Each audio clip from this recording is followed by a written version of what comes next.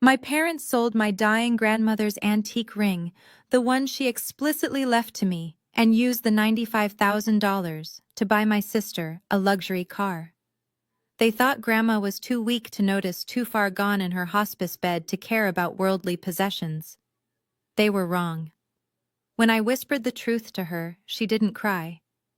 She simply opened her eyes, picked up her phone with a trembling hand, and said, "It is time for them to meet my attorney." Before I continue this story of how I watched my greedy family lose everything in 48 hours, let me know where you are watching from in the comments below. Please hit like and subscribe if you have ever had to protect a loved one from the people who were supposed to care for them the most. The brakes on my 10-year-old Honda Civic squealed in protest as I turned into the parking lot of the Serenity Hospice Care Center. I was exhausted.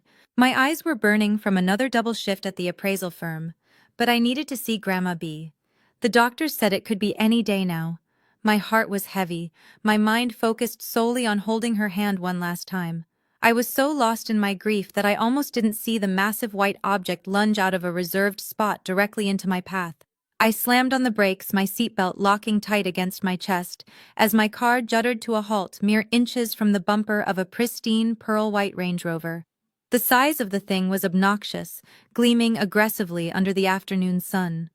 Before I could even catch my breath, the other driver laid on the horn. It wasn't a short tap. It was a long, sustained blast of entitlement that echoed off the brick walls of the medical center. I watched the driver's door fly open. Out stepped Hunter, my brother-in-law. He adjusted his designer sunglasses, looking at my battered Honda like it was a cockroach he had just found on his dinner plate. He didn't ask if I was okay. He didn't apologize for cutting me off. "Watch where you are going, Jordan," he shouted, walking toward me with that swagger that always made my stomach turn. "This paint job costs more than your entire wardrobe. You nearly scratched the finish before we even got the Instagram photos." I stepped out of my car, shaking from the adrenaline. "Hunter, what are you doing?" I asked, my voice trembling slightly. "This is a hospice. Grandma is upstairs dying. Why are you driving like a maniac in the parking lot?" Hunter just smirked, leaning back against the white SUV. "We are not just driving, Jordan. We are celebrating." That is when I saw them. My parents, Desmond and Patrice, and my younger sister, Monique. They were standing on the grassy verge next to the parking spots, and I could not believe what I was seeing. My father was popping the cork on a bottle of champagne. At a hospice, while his mother lay upstairs struggling to breathe. Monique waddled over her hand, resting protectively on her baby bump. She was glowing, dressed in a flowy pastel dress that probably cost half my rent. She looked at me, then at my car, and wrinkled her nose. "Great," Monique sighed, rolling her eyes. "Jordan is here. There goes the vibe. We were trying to get a perfect family shot with the new car, Jordan. Could you maybe move your heap to the back lot? You are ruining the aesthetic." I stared at her, dumbfounded. A new car? I looked back at the Range Rover. It still had the giant red bow on the hood. The paper dealer tags were visible in the window. This was a $95,000 vehicle. I knew the price because I appraise assets for a living. I knew exactly what kind of financial weight that car carried.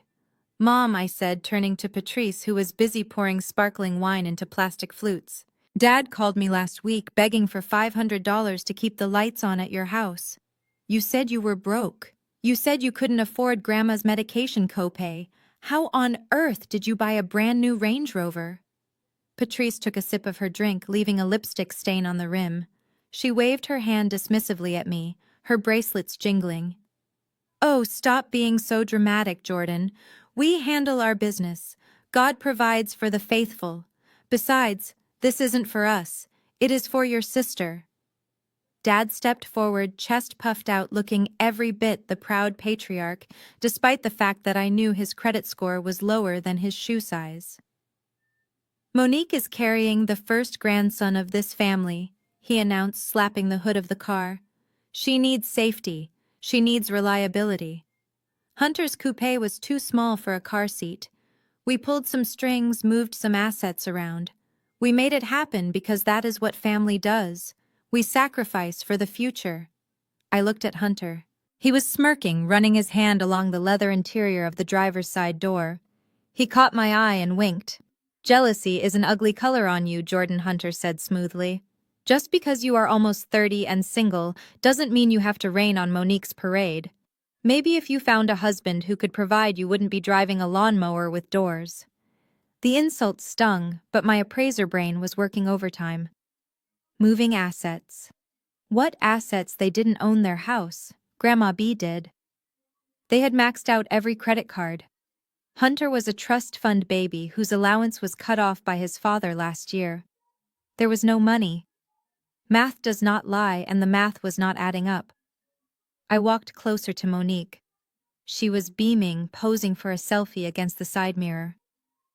Let me see the interior, I said, trying to keep my voice level. Monique hesitated, then flashed a blindingly fake smile. Look, but don't touch. I don't want your work grime on the beige leather. As she held up her hand to block the sun for her photo, something caught my eye. Or rather, the absence of something. Monique loved gaudy jewelry. She usually wore stacks of gold rings, cheap costume pieces that sparkled from a mile away. But today her hands were bare, completely bare. Where are your rings? I asked. Monique yanked her hand down, hiding it behind her back. Her eyes darted to Mom, then to Hunter. My fingers are swelling from the pregnancy. She snapped, her voice pitching up an octave. It is uncomfortable. Why are you interrogating me? Can't you just say congratulations and go see Grandma? Or are you too bitter to be happy for anyone else? Patrice stepped in between us, physically pushing me back. That is enough, Jordan, she hissed, her voice dropping to that low, dangerous tone she used when she wanted to remind me of my place. We are having a moment, a happy moment. Your sister deserves this. If you cannot behave, go upstairs. Don't bring your negative energy around my grandson. I looked at them, really looked at them, my father avoiding my gaze by inspecting the tires. My mother aggressive and defensive, Hunter arrogant and cruel, and Monique hiding her hands. A knot of dread formed in my stomach. It wasn't just jealousy or anger anymore. It was suspicion, cold, hard suspicion. $95,000, cash down payment likely given their credit. I looked up at the third-floor window of the hospice center. Grandma B's room. I am going to see Grandma, I said quietly. Good Hunter laughed, popping a strawberry into his mouth. Tell the old bat we said hi. And tell her she is going to love the ride home in this chariot when she gets discharged. He laughed. They all laughed. But I knew Grandma wasn't getting discharged. And looking at that car, looking at their guilty, defiant faces, I had a terrifying feeling that they were counting on that fact. I turned my back on their celebration and walked toward the entrance. The automatic doors slid open with a hiss, swallowing me into the cool, antiseptic air of the hospice. My heart was pounding against my ribs, not from the near accident anymore, but from a dawning realization. I needed to see the nightstand next to Grandma's bed. I needed to see the velvet box she kept there. The box that held the blue diamond ring she had promised me since I was 16. The ring that was worth far more than a Range Rover. As I pressed the button for the elevator, I could still hear Hunter's laughter drifting in from the parking lot. He thought he had won. He thought he was the king of the world in his shiny white castle on wheels. But as the elevator doors closed, cutting off the sunlight, I pulled my phone from my pocket. I wasn't calling the police yet. I was opening my appraisal app, checking the current auction value for a 1925 Cartier Fancy Vivid Blue Diamond. If that box upstairs was empty, Hunter wasn't driving a car. He was driving a felony. The elevator ride to the third floor felt like it took a lifetime. My heart was hammering against my ribs, echoing the frantic rhythm of my thoughts. Every time the metal doors rattled, I imagined my parents and sister driving away in that pearl-white monstrosity, taking the last piece of my grandmother's legacy with them. When the doors finally slid open with a cheerful ding that felt completely out of place, I didn't walk. I sprinted. The hallway of the Serenity Hospice smelled of lavender and antiseptic, a scent that usually calmed me, but today it made me want to gag. I dodged a cart full of linens and rounded the corner to room 304. Grandma Bia was exactly where I had left her yesterday, but she looked smaller, frail. The strongest woman I had ever known. The woman who had built a real estate portfolio from nothing in the segregated South was now reduced to a silhouette beneath a thin white sheet. The rhythmic hissing of the ventilator was the only sound in the room. Her chest rose and fell in a mechanical, artificial rhythm. Her eyes were closed, her silver hair brushed neatly against the pillow. I rushed to her bedside, my hand hovering over hers for a split second before my eyes darted to the nightstand. There it was, the small, worn blue velvet box. It was sitting right next to her water pitcher and a framed photo of her and Grandpa. "Please," I whispered to the empty room. "Please let me be wrong. Please let me be paranoid." I reached out and picked up the box. It was light, too light. My stomach dropped through the floor. With shaking fingers, I pried the lid open. Empty. The white satin lining was pristine, but the indentation where the ring had sat for 3 weeks was vacant. The 1925 Art Deco platinum ring, with its center sapphire flanked by 2 European-cut diamonds, was gone. It wasn't just jewelry. It was the first thing Grandpa had bought her when they made their first million. It was the symbol of their struggle, their victory, and the specific heirloom she had pressed into my hand a month ago, telling me to keep it safe when the time came. A noise behind me made me jump. I spun around, clutching the empty box. It was Nurse Brenda, a kind woman who had been tending to Grandma for weeks. She was holding a fresh bag of saline, but when she saw my face, she stopped dead in her tracks. Her eyes flicked to the empty box in my hand, and then down to the floor. She looked terrified. "Where is it?" I asked, my voice barely a whisper because I was afraid that if I shouted I would shatter into a million pieces. "Who was in here?" "Brenda?" Brenda swallowed hard, clutching the IV bag against her chest like a shield. "I am so sorry, Jordan," she stammered. "I tried to tell them it was against protocol without the patient being awake, but your father, he was very insistent. He said he had power of attorney. He said he was the patriarch of the family and that he was taking charge of her personal effects. My father, Desmond, the man who couldn't manage a lemonade stand, let alone a dying woman's estate. When I demanded, 'When did he take it?' 'About 20 minutes ago,' Brenda said, her voice trembling. 'Just before they went down to the parking lot. He signed the property release form. I can show you the log. Jordan, please don't be mad at me.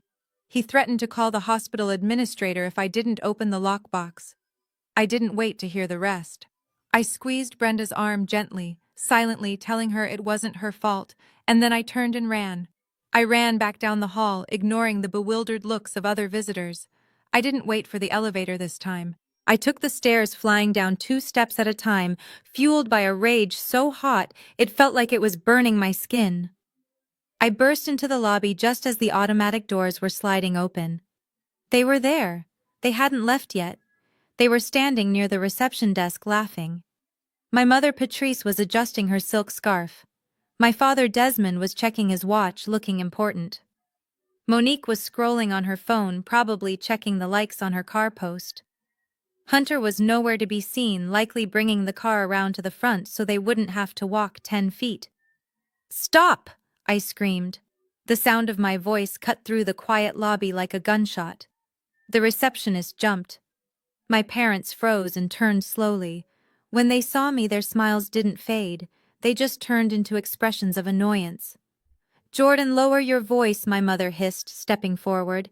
"You are embarrassing us. People are staring." I marched right up to them, holding the empty blue velvet box up in the air, like evidence in a murder trial. "You stole it," I said, my voice shaking with fury. "You went into her room while she was unconscious and you stole the ring." My father let out a long, dramatic sigh. He adjusted his suit jacket, looking down at me with that familiar condescension. Stole is a very ugly word, Jordan, he said calmly, and legally incorrect. As I told the nurse, I am your grandmother's only son. I am her next of kin. I have a duty to protect her assets. Protect. I laughed a harsh, humorless sound. You call stealing a vintage Cartier ring from a dying woman protection. That ring was left to me. Grandma told you that. She told everyone at Thanksgiving last year. That was verbal, Jordan. Monique chimed in, not looking up from her phone. Verbal doesn't hold up in court. Besides, Grandma was on pain meds. She didn't know what she was saying. I turned my glare on my sister. She looked so bored, so completely unbothered by the fact that they were looting our family history. So you admit you took it, I said, stepping closer to my father. You admit you have the ring. I am keeping it for safekeeping, Desmond said, puffing out his chest. Your grandmother is in a public facility. Anyone could walk in there. A nurse, a janitor. That ring is too valuable to be left on a nightstand. I removed it to ensure it stays in the family. You are lying, I said, feeling tears prick at the corners of my eyes. You didn't take it for safekeeping. You took it because you are broke. You took it because you and Mom have maxed out every credit card you own, trying to keep up appearances. Patrice gasped, clutching her pearls. How dare you? We provide everything for this family. We provide the stability. I held out my hand, palm up. If you are keeping it safe, Dad, then give it to me. I am an appraiser. I have a safe deposit box at the bank across the street. It is insured. If you are really just worried about theft, let's go put it in the vault right now. Hand it over. Desmond's eyes darted to the left. He licked his lips. He started to sweat. I don't have it on me, he stammered. I put it in a secure location, where I pressed stepping into his personal space. Where is the secure location? Dad, is it in your pocket? Is it in Mom's purse? Or did you already sell it? Did you drive straight from the pawn shop to the car dealership? Don't be ridiculous, my mother snapped. We would never sell Mother's jewelry. That is a family heirloom. Then show it to me, I screamed, losing my composure entirely. Show me the ring right now. Desmond looked trapped. He looked at Patrice, then at the exit.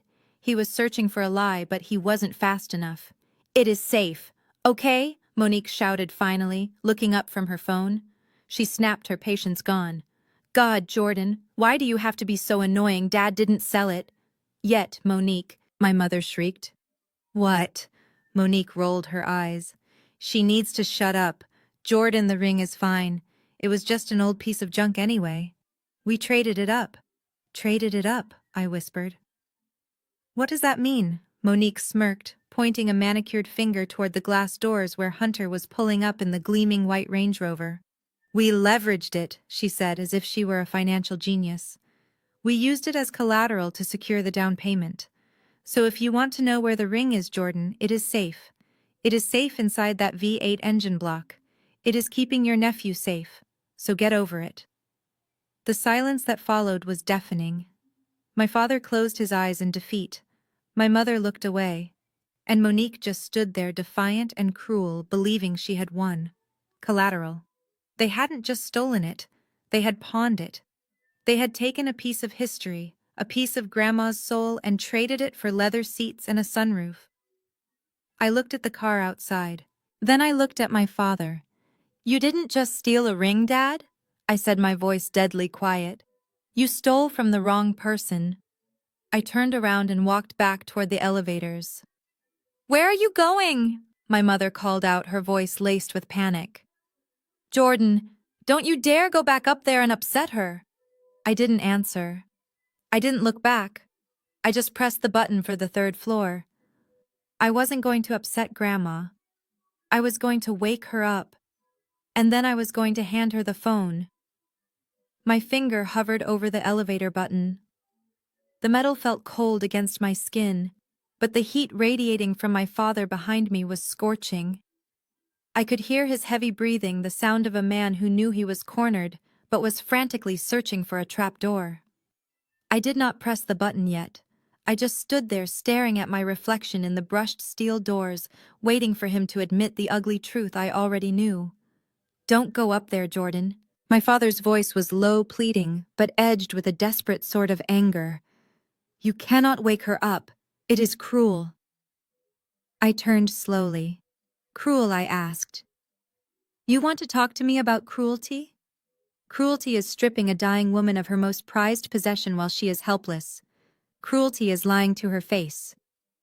"Now tell me where the ring is, Dad." I am not asking again. Desmond wiped a bead of sweat from his forehead. He looked at my mother, who was now standing beside him, with her arms crossed, her face hardening into a mask of defiance. The panic in her eyes had been replaced by something far more dangerous: self-righteousness. "We didn't have a choice," my father muttered, avoiding my gaze. "We went to Goldman's on Fifth Avenue." My stomach turned over. Goldman's wasn't a jeweler. It was a high-end pawn shop, the kind of place people went when they had expensive tastes and bad credit. They had taken a piece of history, a ring that had survived the Great Depression and the Civil Rights Movement, and sold it for quick cash to a man behind bulletproof glass. "You pawned it," I said the words, tasting like ash in my mouth. "You pawned Grandma's legacy for a down payment on a car." That is when the shift happened. I expected shame. I expected apologies. I expected them to beg me not to tell Grandma, but I had forgotten how my family operated. When they are caught doing something wrong, they don't apologize. They attack. They twist reality until you are the one questioning your own sanity. My mother stepped forward, the heels of her designer boots clicking sharply on the tile floor. She didn't look sorry. She looked furious. "Stop acting so high and mighty, Jordan," she snapped. "You are looking at this all wrong because you are selfish. You have always been selfish." I blinked, stunned. "I am selfish. I work 60 hours a week. I pay my own bills. I drove here straight from work to hold her hand. You just stole from her."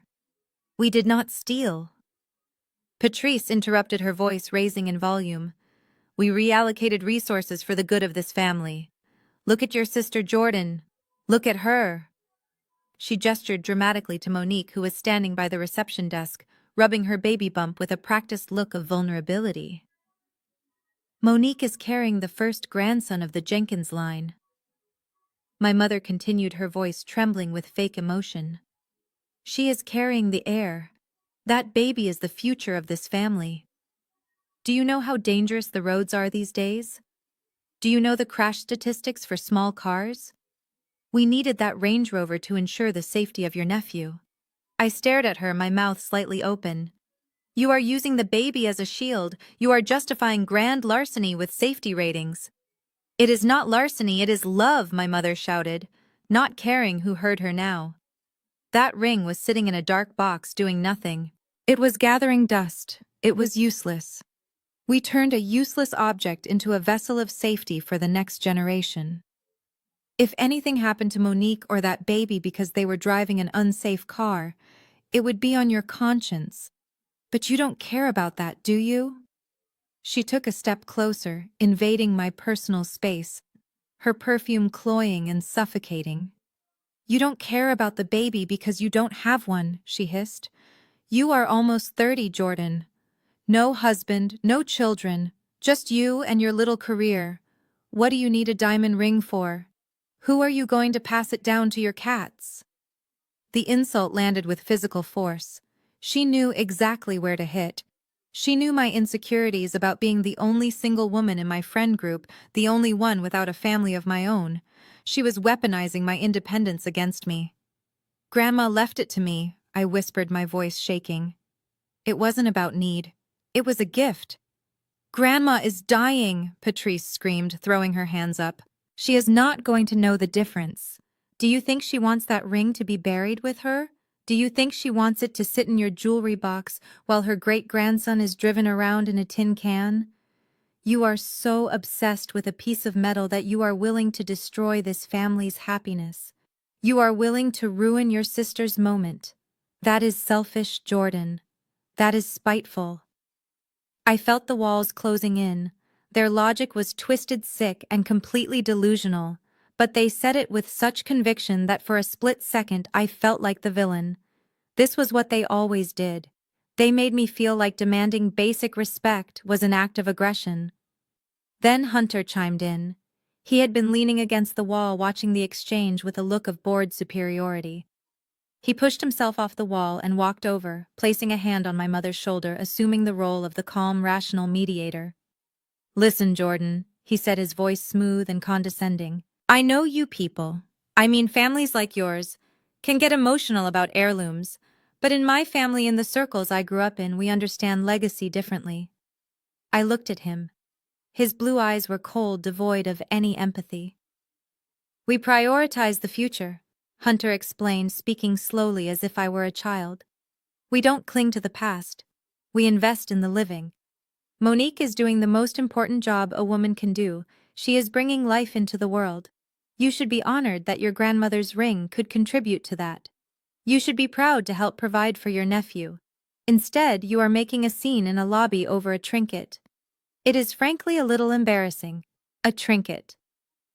He called a 1925 Cartier diamond a trinket. He called the theft of $5 million worth of jewelry a contribution. Monique walked over, then, emboldened by her husband and mother. She stood next to Hunter, linking her arm through his. "They are right, Jordan," she said, pouting. "You are just jealous because I have a life and you don't. You are jealous that Mom and Dad bought me a car, and you are still driving that piece of junk. If you really loved Grandma, you would want what is best for the family. And right now the Range Rover is what is best for the family." I looked at the three of them. A united front of delusion. My mother, the narcissist, my sister, the golden child, and Hunter, the arrogant leech. They stood there, walling me off, judging me, stripping me of my rights and my dignity. I wanted to scream. I wanted to tell them right then and there that they had sold a fortune for pennies. I wanted to see the blood drain from their faces when I told them the real value of what they had just lost. The words were on the tip of my tongue. The appraisal amount was burning in my throat. But I stopped. If I told them now, the narrative would shift again. They wouldn't be sorry. They would just be greedy. Hunter would run back to the pawn shop. My father would try to claim the money for himself. They would scramble to fix their mistake, not because they cared about Grandma, but because they cared about the cash. No. I couldn't let them have that chance. I couldn't let them fix this. I took a deep breath, my hands trembling at my sides. I bit the inside of my cheek until I tasted copper. I let them think they had won. I let them think their gaslighting had worked, that I was cowed by their moral superiority. "Fine," I said, my voice barely audible. Patrice let out a breath of relief, smoothing her skirt. "Finally," she said. "I knew you would see reason." "You are right," I lied, staring at the floor. "The baby is important." "Exactly," Hunter said, checking his watch. "Now can we go? We have a dinner reservation to celebrate. You are welcome to join us, Jordan, if you promise not to kill the mood." I looked up at them one last time. "No," I said. "I am going to sit with Grandma. You guys go celebrate. Enjoy the car." I turned and pressed the elevator button. The doors opened immediately this time. I stepped inside and turned around to face them. As the doors slid shut, I saw my mother smiling, patting Monique's hand. I saw Hunter putting his sunglasses back on. They looked so happy. They looked so victorious. They had no idea that I wasn't just going upstairs to sit. I was going upstairs to start a war. And as the elevator began to rise, carrying me away from their toxicity, I realized something. They were right about one thing. We should prioritize the future. And I was about to ensure that my future and Grandma's legacy had absolutely nothing to do with them. I jammed my hand against the safety sensor of the elevator door just as it was about to seal me off from my family. The rubber bumper bounced back, and the metal doors slid open again with a mechanical rattle. My mother let out an exasperated sigh, throwing her hands up as if my mere presence was a physical assault on her patience. Hunter rolled his eyes, checking his watch again, clearly ready to drive his new trophy home. But I was not done. A cold, hard realization had just settled in my gut, a professional instinct that screamed louder than my personal grief. One question, I said, my voice cutting through the lobby's ambient noise, like a razor. My father Desmond looked at me with a mixture of annoyance and pity. He adjusted his tie, clearly feeling victorious. He thought I was coming back to beg. He thought I was coming back to ask for a cut of the money. "Make it quick, Jordan," he said, checking his reflection in the glass panel of the reception desk. "We have reservations at the Capitol Grill in 20 minutes. How much?" I asked, stepping out of the elevator and walking slowly toward them. "You said you sold the ring to pay for the car. The car is $95,000. How much exactly did you get for the ring?" Desmond puffed out his chest, a smug grin spreading across his face. He looked at Hunter, then back at me, eager to brag about his business acumen.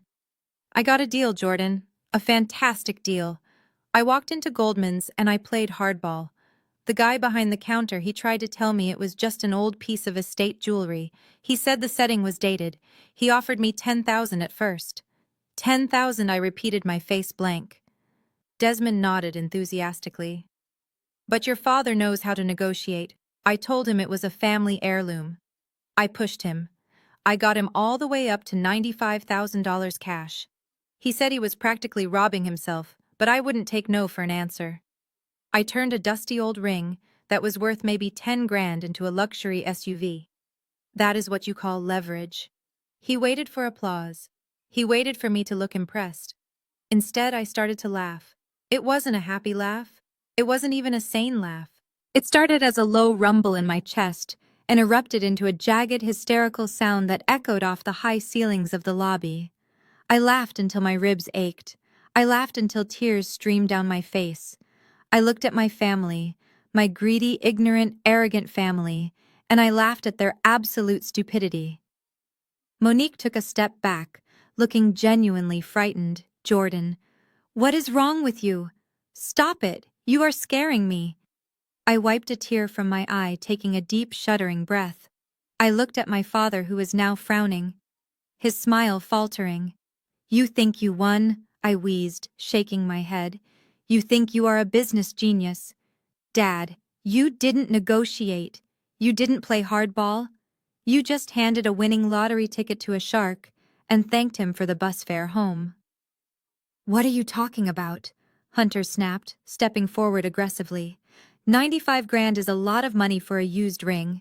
I straightened up, the laughter dying in my throat, replaced by the icy demeanor I used in boardrooms when I had to deliver bad news to clients. I switched off the daughter filter. I turned on the appraiser. "That wasn't just a used ring, Hunter." I pulled my phone out of my pocket, tapping the screen to bring up a document I had saved in my secure cloud storage. I held it up so they could see the high-resolution photo of the ring on my screen. "That ring was a 1925 Cartier original," I said, my voice steady and clinical. "But the setting isn't what matters. It is the stone.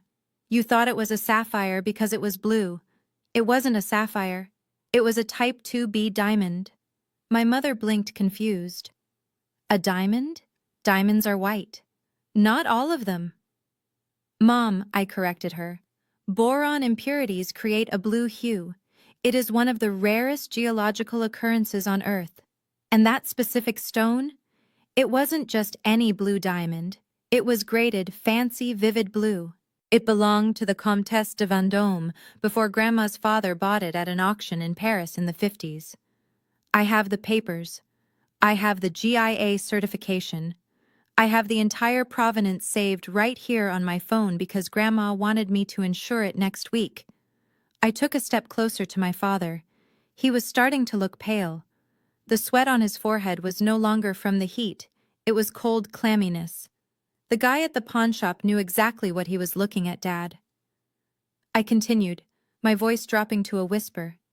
"He probably almost had a heart attack when you walked in. He offered you 10,000 to test you. When he realized you had no idea what you were holding, he gave you 95,000 to get you out of the store before you Googled it." "So," Monique asked, her voice wavering, "so it is worth, what, 100 grand? We still got a car out of it." I looked at my sister. I looked at the car outside. Then I looked at my father, whose eyes were wide with a dawning horror. Dad, the last fancy. Vivid blue diamond of that carat weight and clarity sold at Sotheby's 3 months ago. Do you want to know the hammer price silence? Absolute suffocating silence. Even the receptionist had stopped typing to listen. $1.2 million, I said. The words hung in the air like a guillotine blade. My father's mouth opened, but no sound came out. He looked like he had been punched in the gut. He staggered back slightly, his hand grasping the reception desk for support. 1 million, he croaked. 1.2, I corrected him mercilessly. You sold a $1.2 million asset for $95,000. You lost over $1 million in 5 minutes because you were too arrogant to ask me. You were so desperate to show off, so desperate to drive a Range Rover that you literally threw away a fortune. My mother let out a strangled sound, clutching her chest. Her eyes darted to the door as if she could run back to the pawn shop and undo time. We have to go back, she screeched, grabbing Desmond's arm. Desmond, go back. Tell him it was a mistake. Tell him we want it back. Hunter, who had been so smug about his negotiation skills, was now turning a shade of green that clashed with his designer shirt. He was doing the math in his head. He was realizing that the car sitting outside wasn't a trophy anymore. It was evidence of the biggest financial blunder of his life. He gave me a receipt. Desmond whispered, his voice trembling. It is a final sale. He made me sign a paper. Final sale. No returns. I watched them crumble. I watched the greed turn into panic. I watched the arrogance drain away, leaving nothing but raw, unfiltered stupidity. And the worst part? They weren't crying because they had stolen from Grandma. They weren't crying because they had betrayed my trust. They were crying because they realized they could have had the car and $1 million, but they had blown it. That car, I said, pointing through the glass doors at the white SUV, is the most expensive vehicle in history. I hope you enjoy the leather seats, Monique. I hope the heated steering wheel is worth the $1 million inheritance you just burned. Hunter looked at me, his eyes wild. You knew. You knew, and you didn't tell us. I didn't know you were going to steal it this morning, I shouted back. I am an appraiser. Hunter, not a psychic. My father looked like he was going to vomit. He slumped against the wall, sliding down until he was squatting on his heels, his head in his hands. 1.2 million, he moaned over and over again. I looked down at him. I felt no pity. I felt no sympathy. I only felt a cold, sharp clarity. You didn't just rob Grandma, I said softly. You robbed yourselves. And now I am going upstairs to tell her exactly how much her family values her legacy. I turned back to the elevator. This time nobody tried to stop me. They were too busy mourning the money they never earned. I pressed the button, and as the doors closed, the last thing I saw was my mother hitting my father with her purse, screaming that he was an idiot, while Hunter stared blankly at the white car that had just cost them everything. The silence in the lobby was heavy, suffocating, and thick with the stench of regret. But as I watched Hunter, I realized something terrifying. He wasn't regretting the theft. He wasn't regretting the betrayal of a dying woman. He was regretting the loss of profit. I watched the gears turning behind his pale blue eyes. The shock of the $1.2 million valuation was fading, replaced rapidly by a predatory gleam that made my skin crawl. He wasn't looking at me like a sister-in-law anymore. He was looking at me like an obstacle standing between him and a fortune. Give me the phone, Hunter said. His voice was no longer smooth or condescending. It was sharp, commanding the voice of a man who was used to getting exactly what he wanted the moment he asked for it. I took a step back, gripping my phone tighter. Excuse me, the certificate Hunter snapped, stepping into my personal space. The GIA appraisal papers you just showed us. Send the file to my email right now. Or better yet, just give me your phone. I need the proof. Proof for what I asked, though I already knew the answer. I could see the greed radiating off him in waves. To get it back, obviously, Hunter said, letting out a harsh, incredulous laugh. He ran a hand through his perfectly styled hair, pacing back and forth in front of the elevator. Look, Jordan, we made a mistake. We didn't know what we had. But it is not too late. The pawnshop guy, he cheated us. That is fraud. If I walk back in there with proof that he knowingly underpaid for $1 million asset, I can threaten to sue him into oblivion. I can get the ring back. He turned to me, his eyes wide and manic. And then we sell it properly? He continued, talking fast. We put it up for auction. Sotheby's, like you said, 1.2 million. Do you have any idea what we can do with that kind of money? We can pay off the house. We can set up a trust for the baby. We can all be set for life. Just give me the papers, Jordan. Be a team player for once. I stared at him, genuinely horrified. The audacity was breathtaking. He had just admitted to stealing from my grandmother, and now, instead of apologizing, he was asking me to help him execute the heist more effectively. He wanted me to use my professional expertise to help him finish the job he had botched. You are insane, I said, my voice trembling with rage. You think I am going to help you? You think I am going to hand over the documentation so you can go back and re-steal the ring to sell it for a higher price? That ring belongs to Grandma B. It belongs to me. It is not merchandise for you to flip because you are too lazy to get a job. Hunter's face darkened. The charm evaporated completely, revealing the nasty, entitled bully underneath. He took another step toward me, towering over me, using his height to intimidate. Watch your mouth, Jordan, he growled. You are talking to the future father of this family's heir. And you are forgetting who I am. You are forgetting who my father is.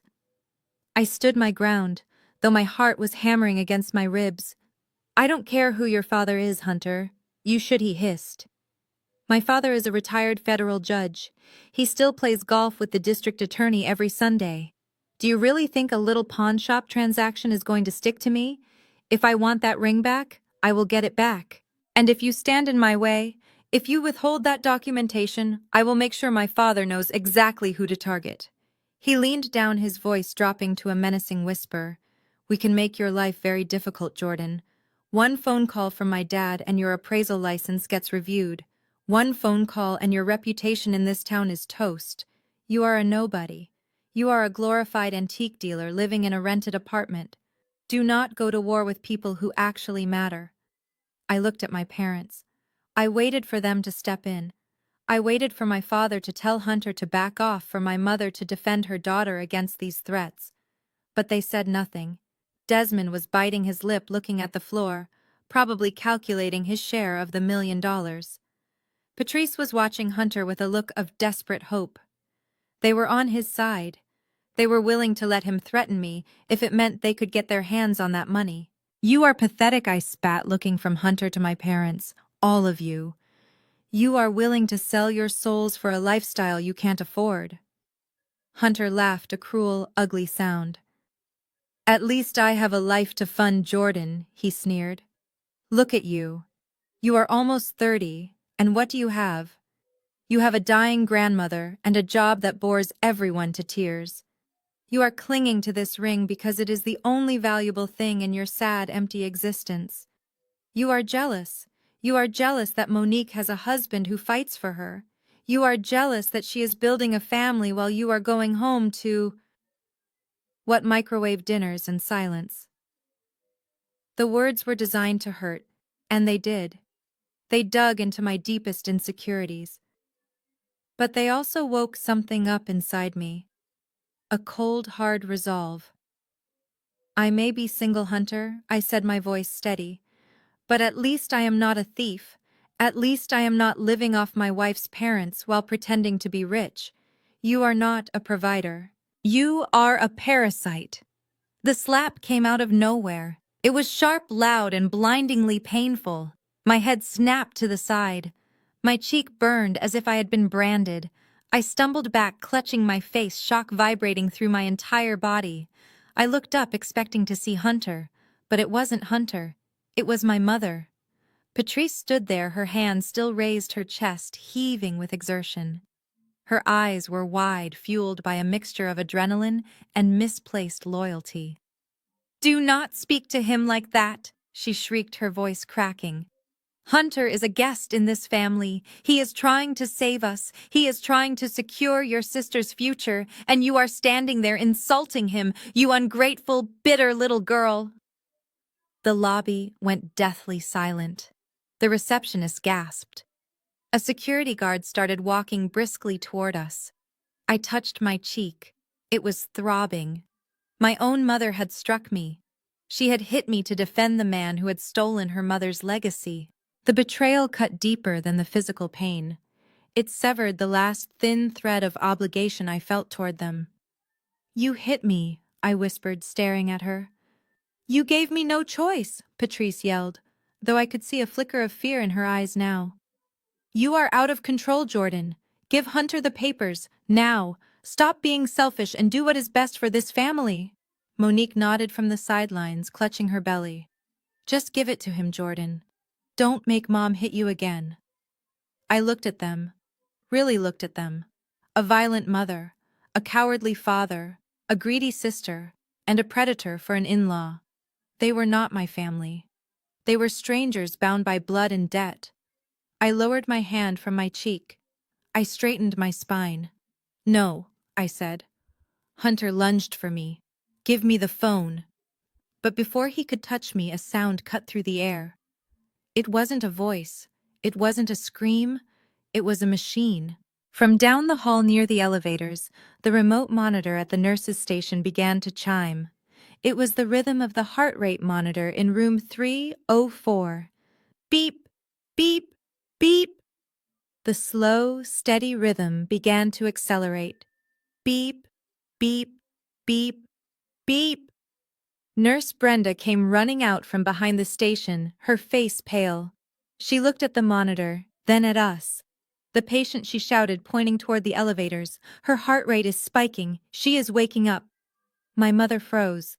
Hunter stopped mid-lunge. My father looked up, terrified. "Grandma B." I didn't wait for them. I didn't care about the slap. I didn't care about the threats. I turned and sprinted toward the elevators, hitting the button frantically. The doors opened and I threw myself inside. As the doors closed, I saw my family scrambling to follow, panic written all over their faces. They weren't running because they were worried about her health. They were running because they were terrified of what she might say. I reached the room first. I burst through the door, my breath coming in ragged gasps. Grandma B was no longer lying still. The sheet had shifted. Her hand, the one that used to hold mine when I was a scared little girl, was gripping the bedrail with surprising strength. And her eyes were open. They weren't cloudy or confused. They were sharp, clear. They held the same steeliness that had built an empire. She looked at me, taking in my red, swollen cheek. Then she looked at the empty nightstand where the ring used to be. "Grandma," I whispered, falling to my knees beside the bed. She took a deep, rattling breath. She turned her head slowly toward the door, where the sound of my parents' footsteps was thundering down the hall. She didn't ask where the ring was. She didn't ask why I was crying. She simply reached out and pointed a trembling finger at the smartphone in my pocket. "Jordan," she rasped, her voice weak but unbreakable. I scrambled to hand it to her. She didn't dial 911. She didn't call the doctor. Her thumb hovered over the speed dial, landing on a contact she had saved years ago for a moment exactly like this. "Put it on speaker," she commanded. I did. And as the line connected and my parents burst through the door, breathless and terrified, Grandma B spoke the words that would bring their house of cards crashing down. "Elijah," she said into the phone, staring dead at my father. "It is Beatrice. The vultures have finished eating. It is time to close the trap." The sound of the heart monitor was the only thing that felt real in that room. The rhythmic beeping had accelerated not into the chaotic alarm of cardiac arrest, but into the steady, strong cadence of a heart that was very much alive. I stood by the window, clutching my grandmother's phone, watching the circus unfold before me. My parents and sister had burst into the room with the energy of a tornado, but it was a performance. It was theater, and it was sickening. My mother, Patrice, immediately threw herself across the bottom of the hospital bed. She buried her face in the sheets, letting out a wail that sounded practiced, like she had rehearsed it in front of a mirror for this exact moment. "Mother," she sobbed, her shoulders shaking violently. "Please do not leave us. We are not ready. We love you so much." My father, Desmond, stood by the head of the bed, placing a trembling hand on Grandma's shoulder. He wasn't looking at her face. He was looking at the machines, his eyes darting back and forth, trying to calculate how much time he had left to secure his position as the grieving patriarch. "It is okay, Mama," he said, his voice thick with fake emotion. "You can let go. We are here. I will take care of everything. I have the car ready to take you home. I will handle the estate." Monique hovered by the door, unwilling to get too close to the smell of antiseptic and sickness. She squeezed Hunter's hand, whispering loudly enough for everyone to hear. "Is she going? Is this it? What about the will? Did she sign the amendment?" I wanted to scream. I wanted to throw them all out. But I couldn't move. I was frozen, my eyes locked on Grandma B's face, because I saw what they were too busy acting to notice. I saw her jaw tighten. I saw the way her hand, which Desmond was patting patronizingly, curled into a fist. It wasn't a spasm. It was a weapon being formed. Patrice let out another dramatic moan, clutching Grandma's legs. "Oh God, take me instead. She is the rock of this family. We cannot survive without her guidance." That was the breaking point. Suddenly, Grandma B's leg jerked. She didn't just move. She kicked. She kicked my mother's arm with enough force to send Patrice stumbling back against the wall of the hospital room. The wailing stopped instantly. The room went deathly silent. Desmond froze, his hand hovering in midair. Monique gasped, covering her mouth. Hunter took a step back, bumping into the crash cart. Grandma B opened her eyes. They were not the eyes of a woman on death's door. They were sharp, clear, and burning with a cold, terrifying intelligence. She took a deep, rattling breath, her chest rising and falling with effort, but her gaze was steady. She looked at Patrice, who was staring back in horror, clutching her bruised arm. "Get off my bed, Patrice," Grandma rasped. Her voice was rough from disuse, sounding like gravel grinding against glass, but every word was perfectly enunciated. "You are wrinkling the sheets." My mother's mouth opened and closed like a fish out of water. "Mother, you are... you are awake." Grandma slowly turned her head. She ignored my mother and locked eyes with my father. Desmond looked like he had seen a ghost. He pulled his hand back as if he had been burned. "And you, Desmond?" She continued, her voice gaining strength with every syllable. "Stop hovering over me like a vulture waiting for the carcass to cool. I am not dead yet, and I certainly am not going anywhere in a car bought with stolen money."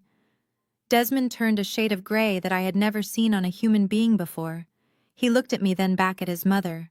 "Mama, you heard that," he stammered. "You were in a coma. The doctor said you were unresponsive." Grandma let out a dry, humorless chuckle. It was a terrifying sound. "Unresponsive does not mean deaf, you fool," she spat. "I heard every word. I heard about the ring. I heard about the Range Rover. I heard you call my legacy a dusty old trinket. And I heard your wife slap my granddaughter because she was the only one in this room with a backbone." She pushed herself up. It was a struggle. Her arms shook with the effort, but when I stepped forward to help her, she held up a hand to stop me. She needed to do this herself. She needed them to see her strength. She sat up against the pillows, adjusting her hospital gown with dignity, transforming instantly from a patient back into the matriarch who had built a dynasty from nothing. "Jordan," she said, not looking at me. "The phone." I walked past my stunned family. I walked past Hunter, who was sweating profusely in his designer suit. I placed the smartphone into Grandma's outstretched hand. She didn't fumble. She didn't hesitate. She unlocked the screen with a swipe of her thumb and pressed a single button.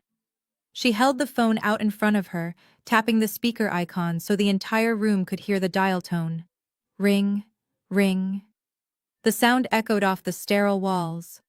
My father looked at the door, clearly debating whether to run. But he knew he couldn't. He was paralyzed by the sheer force of her presence. Click! A deep baritone voice answered. Yes, Mrs. Jenkins. It was Elijah Stone, the most feared estate attorney in the state. A man known for destroying opponents in courtrooms and burying them in paperwork. Elijah Grandma said, her eyes never leaving my father's face. It is Beatrice. Initiate Plan B. There was a pause on the other end of the line, a pause that felt heavy with implication. Are you sure? Beatrice, Elijah asked. Once we start this, there is no going back. The papers are already drafted, but this is the nuclear option. I am sure, Grandma said, her voice turning into steel. The vultures have fed Elijah. They took the bait. They sold the ring. They bought the car. And they did it all while standing over my body, counting the minutes until I died. I saw Hunter flinch. The bait. The word hung in the air. Bring the red file, Grandma commanded. And bring the sheriff. I want to report a theft. And Elijah. Yes, ma'am. Bring the eviction notices for the Maryland property. It is time to clean house. She hung up the phone. The beep of the call ending was louder than a gunshot. She lowered the phone to her lap and looked at them. She looked at the 4 people who were supposed to be her family. You thought I was weak, she said softly.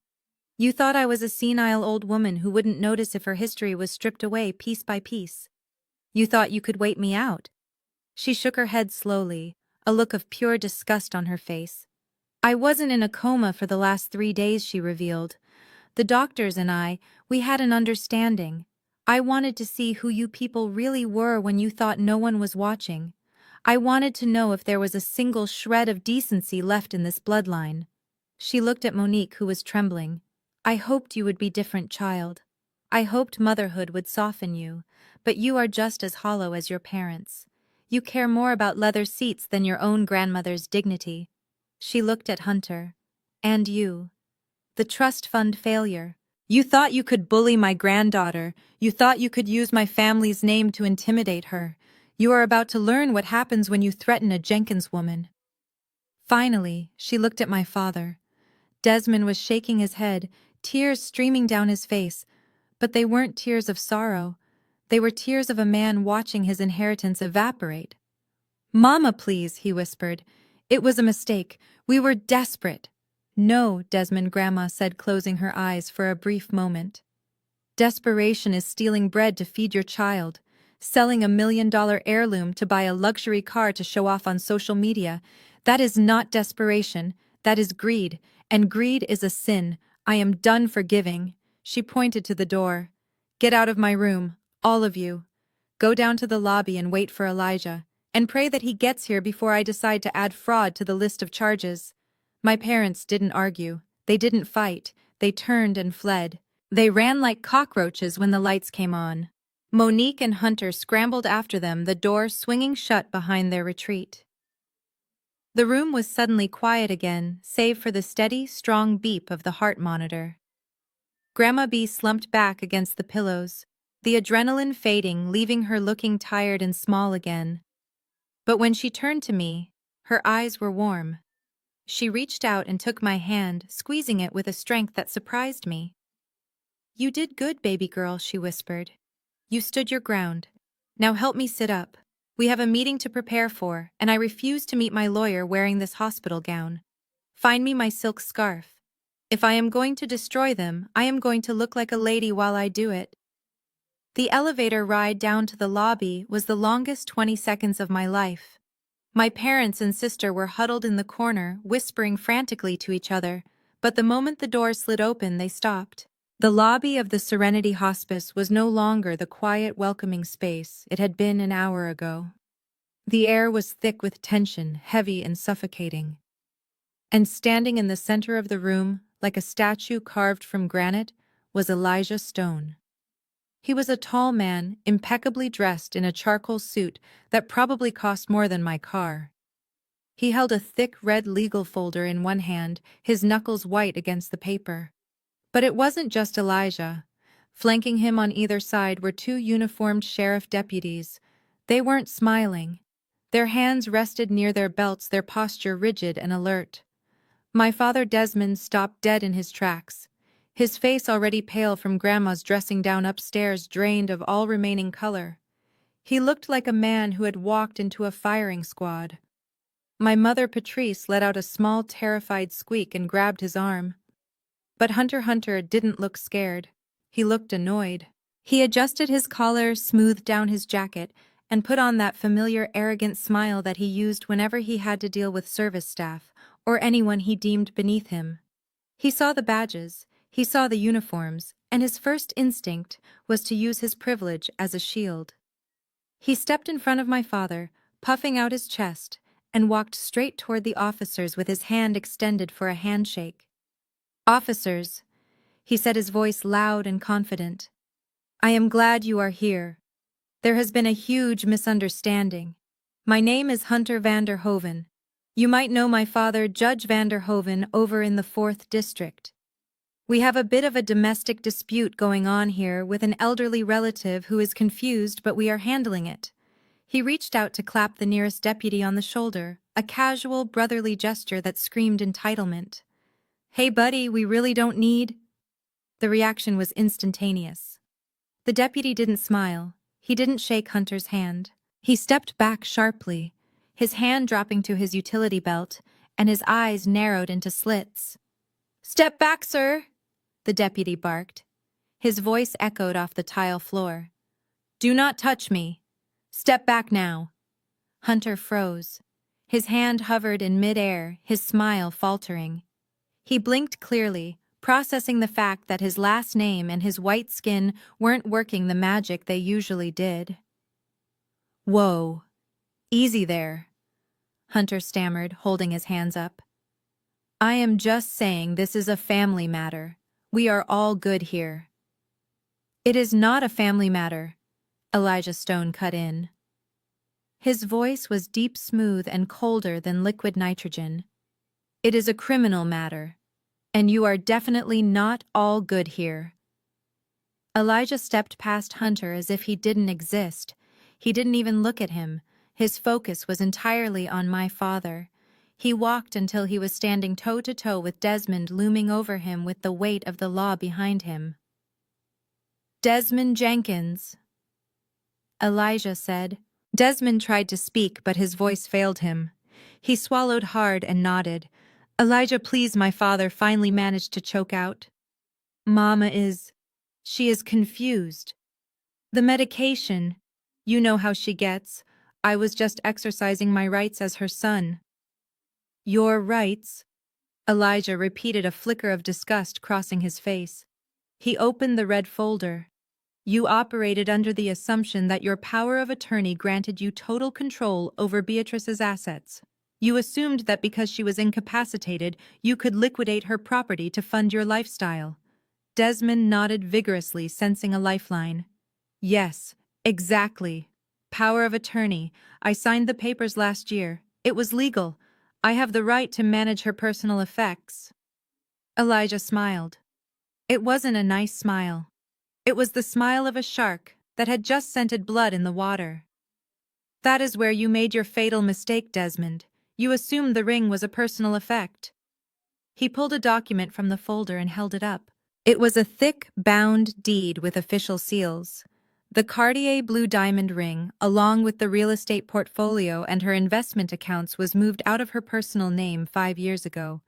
It is the property of the Beatrice Jenkins Living Trust. My father stared at the paper, his eyes glazing over. He didn't understand. So he whispered, "I am the heir. I am the trustee." "No," Elijah said, snapping the folder shut. "You are the beneficiary. I am the trustee. And Beatrice is the grantor.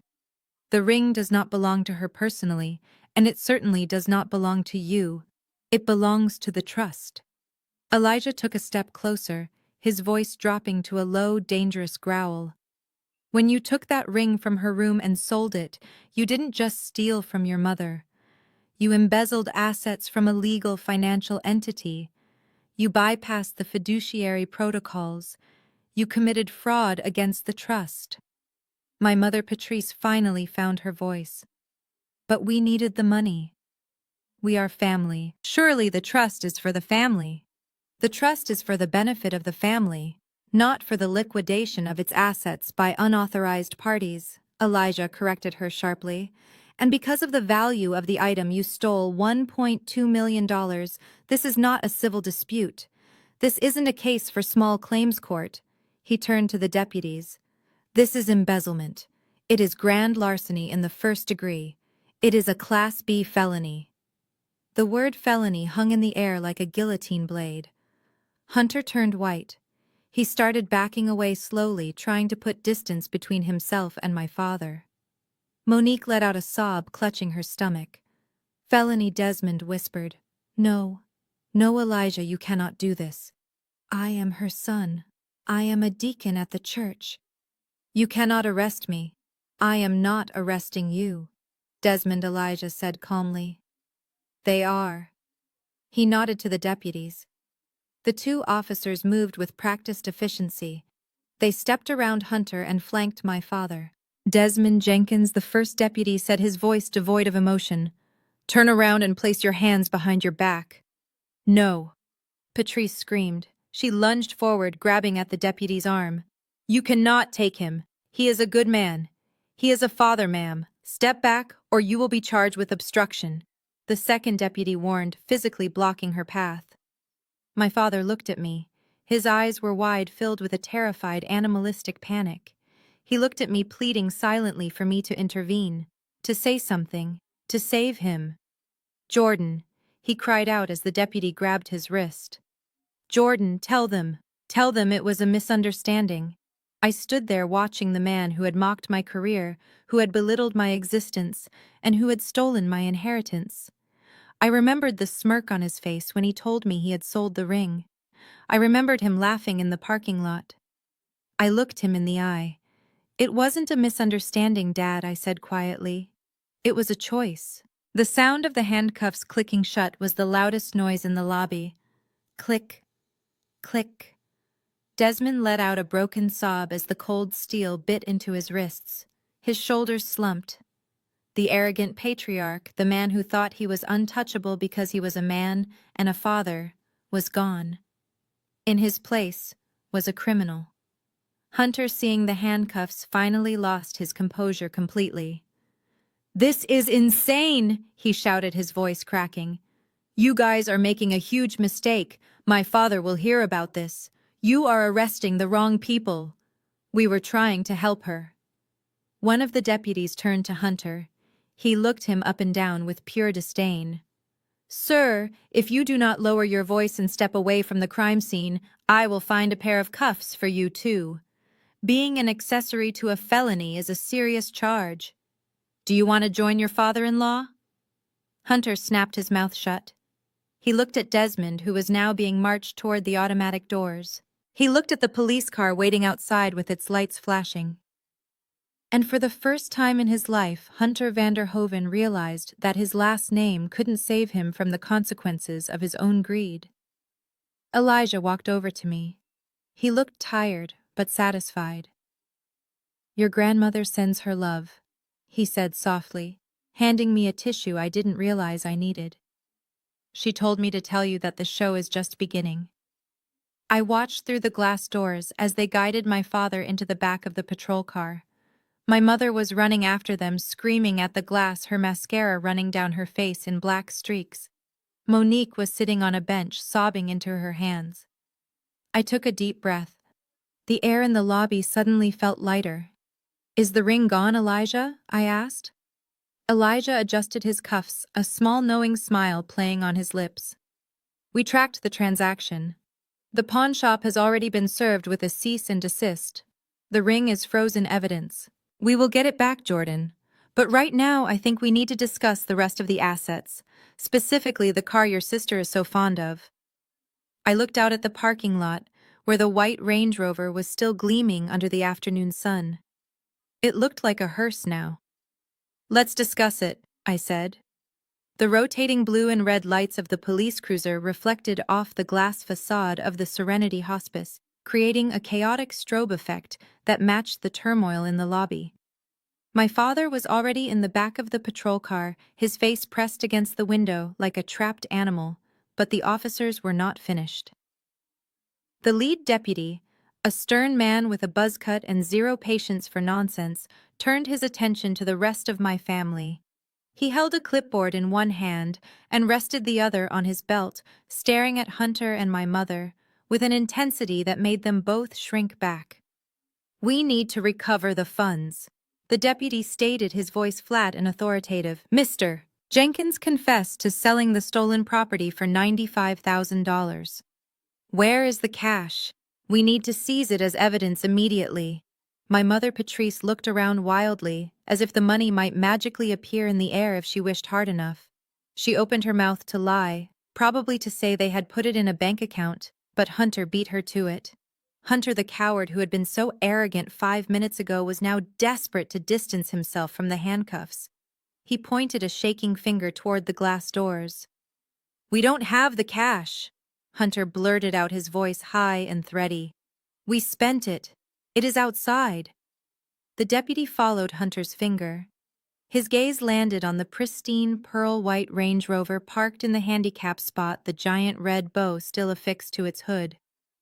The vehicle gleamed under the afternoon sun, a symbol of excess that looked grotesque against the backdrop of a criminal investigation. "You spent the entire sum?" the deputy asked, raising an eyebrow. "It was a down payment," Hunter explained, sweat dripping down his temple. "We put everything down to lower the monthly notes. That car represents the money. But look, I didn't sign the sale papers for the ring. That was Desmond. I just drove the car. I am innocent here." The deputy ignored Hunter's plea for immunity and turned to his partner. "Tag it," he commanded. "Proceeds of crime. Call the impound lot. We need a flatbed truck out here now." The words hung in the air for a second before they registered. Proceeds of crime. It sounded so sterile, so legal, but the reality was about to be violent. Monique, my sister, who had been sobbing quietly on the bench, suddenly let out a shriek that sounded like a banshee. She leaped up, clutching her baby bump with one hand and her phone with the other, and rushed toward the door. "No," she screamed, her voice cracking with hysteria. "You cannot take it. That is my car. It is for the baby." The second deputy stepped in front of the door, blocking her path. "Ma'am, stay back. That vehicle is now evidence in a felony investigation. It was purchased with stolen funds. It is being seized." Monique spun around, her eyes wild. She wasn't looking at the police. She wasn't looking at our mother. She was looking at me, and in her eyes I didn't see guilt. I saw pure, unadulterated narcissism. "Jordan, stop them!" she yelled, stomping her foot like a toddler. "You have to tell them to stop. I just went live on Instagram." I stared at her genuinely, unable to process the absurdity of her statement. "You did what I went live," Monique shrieked, shoving her phone in my face.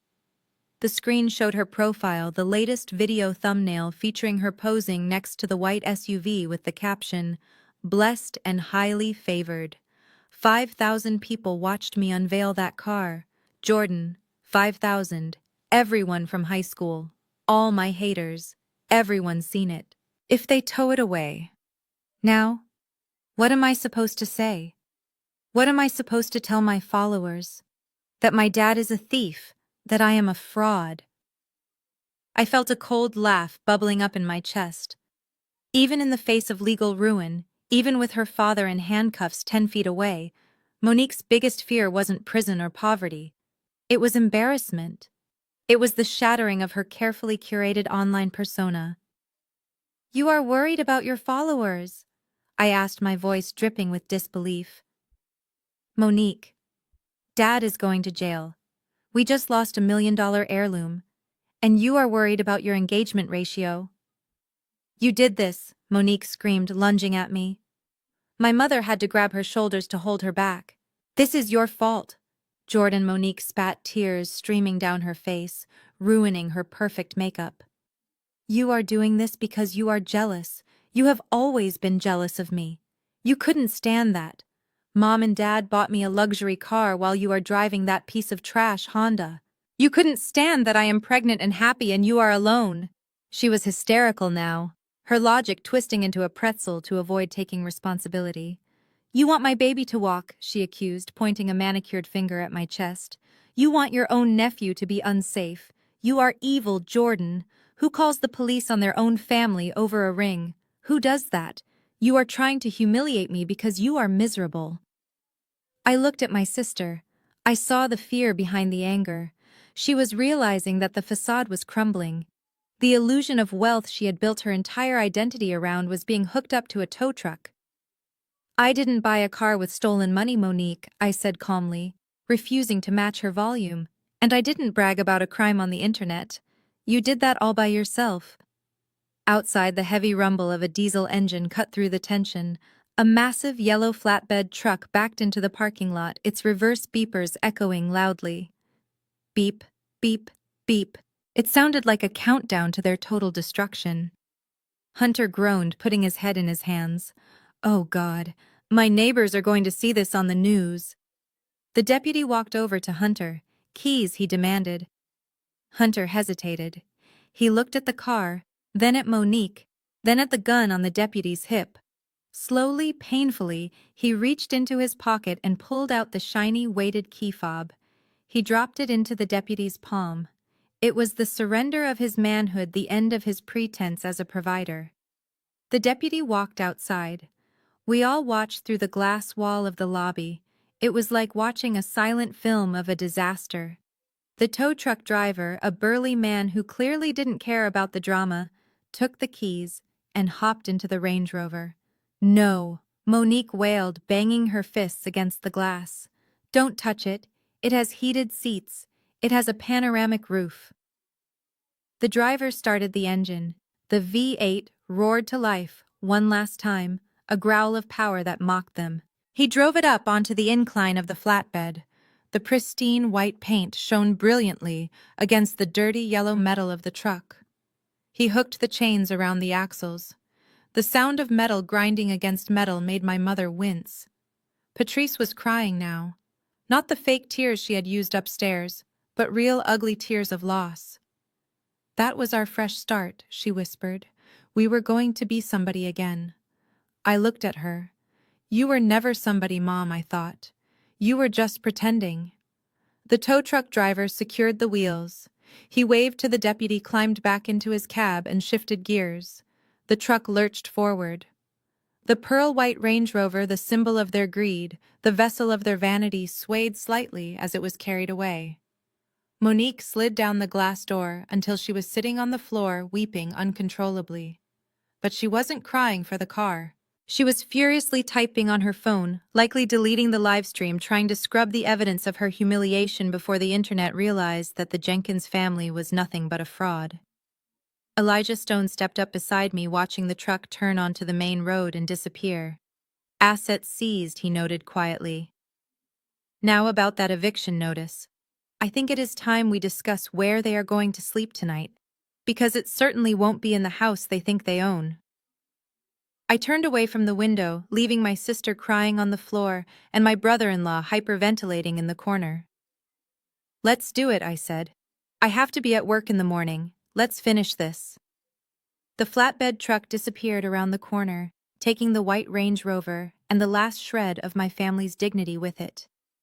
The silence that followed was heavy, broken only by the crackle of the police radio and the soft, pathetic sobbing of my mother. My father, Desmond, was slumped in the back of the patrol car, his face pressed against the glass, looking like a man who had just woken up from a dream to find himself in a nightmare. But I wasn't watching my father. I was watching Hunter. My brother-in-law was standing near the entrance, wiping sweat from his forehead with a silk handkerchief. He looked at the police car, then at his wife, and I saw the calculation happening in real time. I saw the moment self-preservation overrode his marriage vows.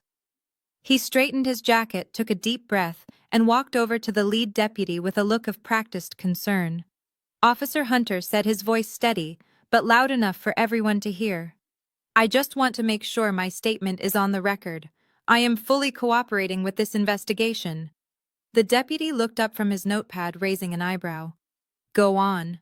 "I want to be clear that I had absolutely no knowledge of the source of those funds," Hunter lied. He said it with such conviction that for a second I almost admired his sociopathy. I was under the impression that Desmond Jenkins had liquidated a legitimate asset. He told me it was an inheritance. He told me he wanted to do something nice for his daughter. I had no idea he had stolen it from a trust fund.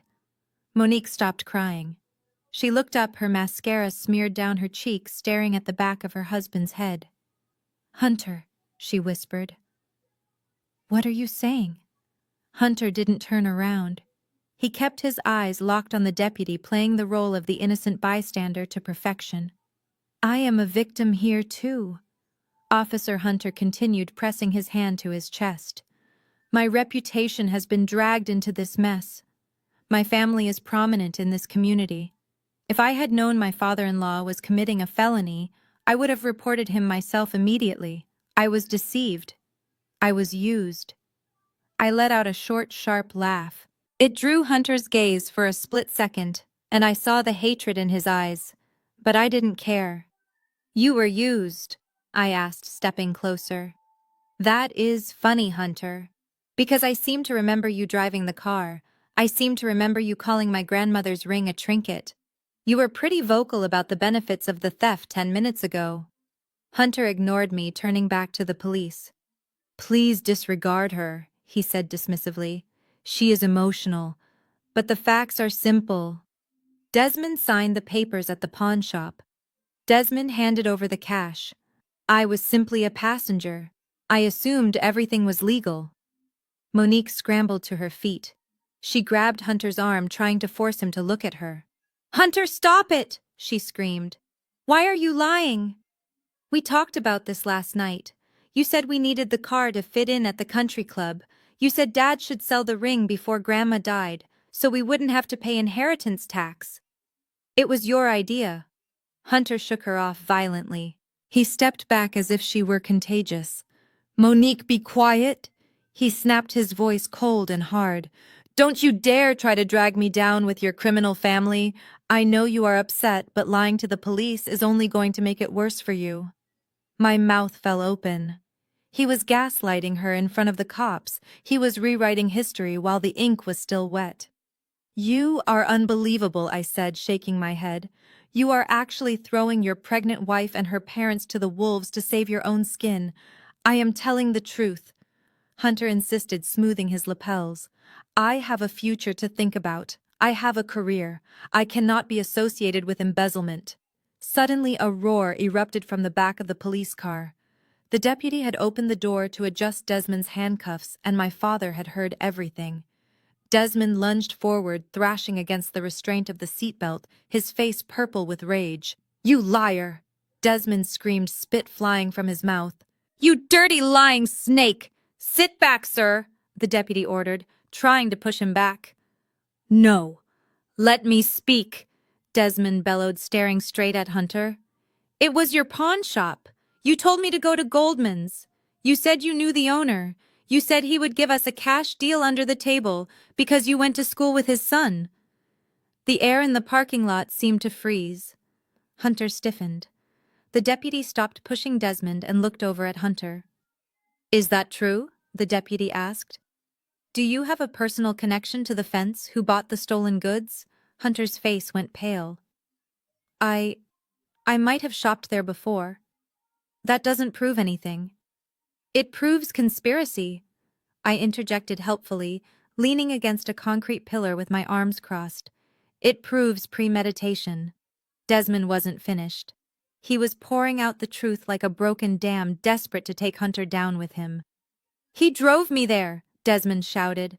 "Check the cameras." He waited in the car while I went inside, because he didn't want his face on the security tape. He told me exactly what to say. He said, "Get the cash, old man, and don't ask questions." Monique looked at her husband with horror. The illusion of her perfect marriage, the fantasy of the wealthy, protective husband, shattered into a million pieces right there on the pavement. "You waited in the car," she whispered. "You made my dad take all the risk." Hunter glared at her. He glared at Desmond. He realized the walls were closing in, and his strategy of playing the victim was failing. He needed an exit. He needed to get away from the police before they decided to put him in the back seat next to Desmond. "I don't have to listen to this," Hunter announced, backing away. "This is hearsay. It is the rantings of a desperate criminal." He looked at the deputy. "Am I under arrest?" "Officer?" The deputy hesitated. He looked at Desmond, then at the pawn shop receipt in the evidence bag. Technically, Desmond's name was on everything. Without hard proof of Hunter's involvement yet, they had to tread carefully. "Not at this moment," the deputy said slowly. "But do not leave town. We will be calling you in for questioning." Hunter nodded, seizing the opening. "Of course. I will be fully available. Right now, I need to go. I need to go call my father's legal team. I need to get representation for this mess. I need to help Desmond." He was lying through his teeth. He wasn't going to help Desmond. He was going to save himself. "I am going to take my wife's car," Hunter said, digging in his pocket for the keys to Monique's sedan. Monique reached out for him. "Hunter, wait. I can't stay here. Mom is a mess. Take me with you." Hunter looked at her. He looked at her swollen belly, at the tears streaming down her face, at the ruin of her family behind her. And he made a choice. "No," he said coldly. "You should stay with your mother. She needs you. I have to handle business." He turned and walked rapidly toward Monique's car. He didn't look back. He didn't say "I love you." He walked with the speed of a rat fleeing a sinking ship. "He is running," I said to the deputy. "You know that, right? He isn't calling a lawyer. He is going to pack a bag." The deputy watched him go, his eyes narrowed. "He won't get far," the deputy assured me. "We have his plate number, and once we pull the security footage from that pawn shop and see him waiting in the car like your father said, we will pick him up. Let him run. It just adds flight risk to the charges." I watched Hunter peel out of the parking lot, leaving skid marks on the asphalt. Monique collapsed onto the curb, wailing. My mother was banging on the window of the police car, sobbing apologies to Desmond. It was a tragedy. It was a disaster. And as I stood there watching the destruction of the people who had tormented me for years, I realized that Grandma B was right. You didn't have to destroy your enemies. Sometimes you just had to turn on the lights and let them destroy themselves. I walked over to where Monique was sitting. She looked up at me, her eyes full of hatred and confusion. "He left me," she choked out. "He just left me here." I looked down at her. I didn't offer a hand. I didn't offer comfort. I just offered the truth. "He didn't just leave you, Monique. He discarded you. Because you were never a wife to him. You were just an accessory. And now that the car is gone and the money is gone, he doesn't need the accessory anymore." Monique buried her face in her hands. I turned to the deputy. "If you are done with me here, I said I have an eviction notice to serve. I figure since everyone is already crying, we might as well get all the bad news out of the way at once." The deputy actually cracked a small smile. "Go ahead, Miss Jenkins. We will take your father down to the station for booking. You have a nice day."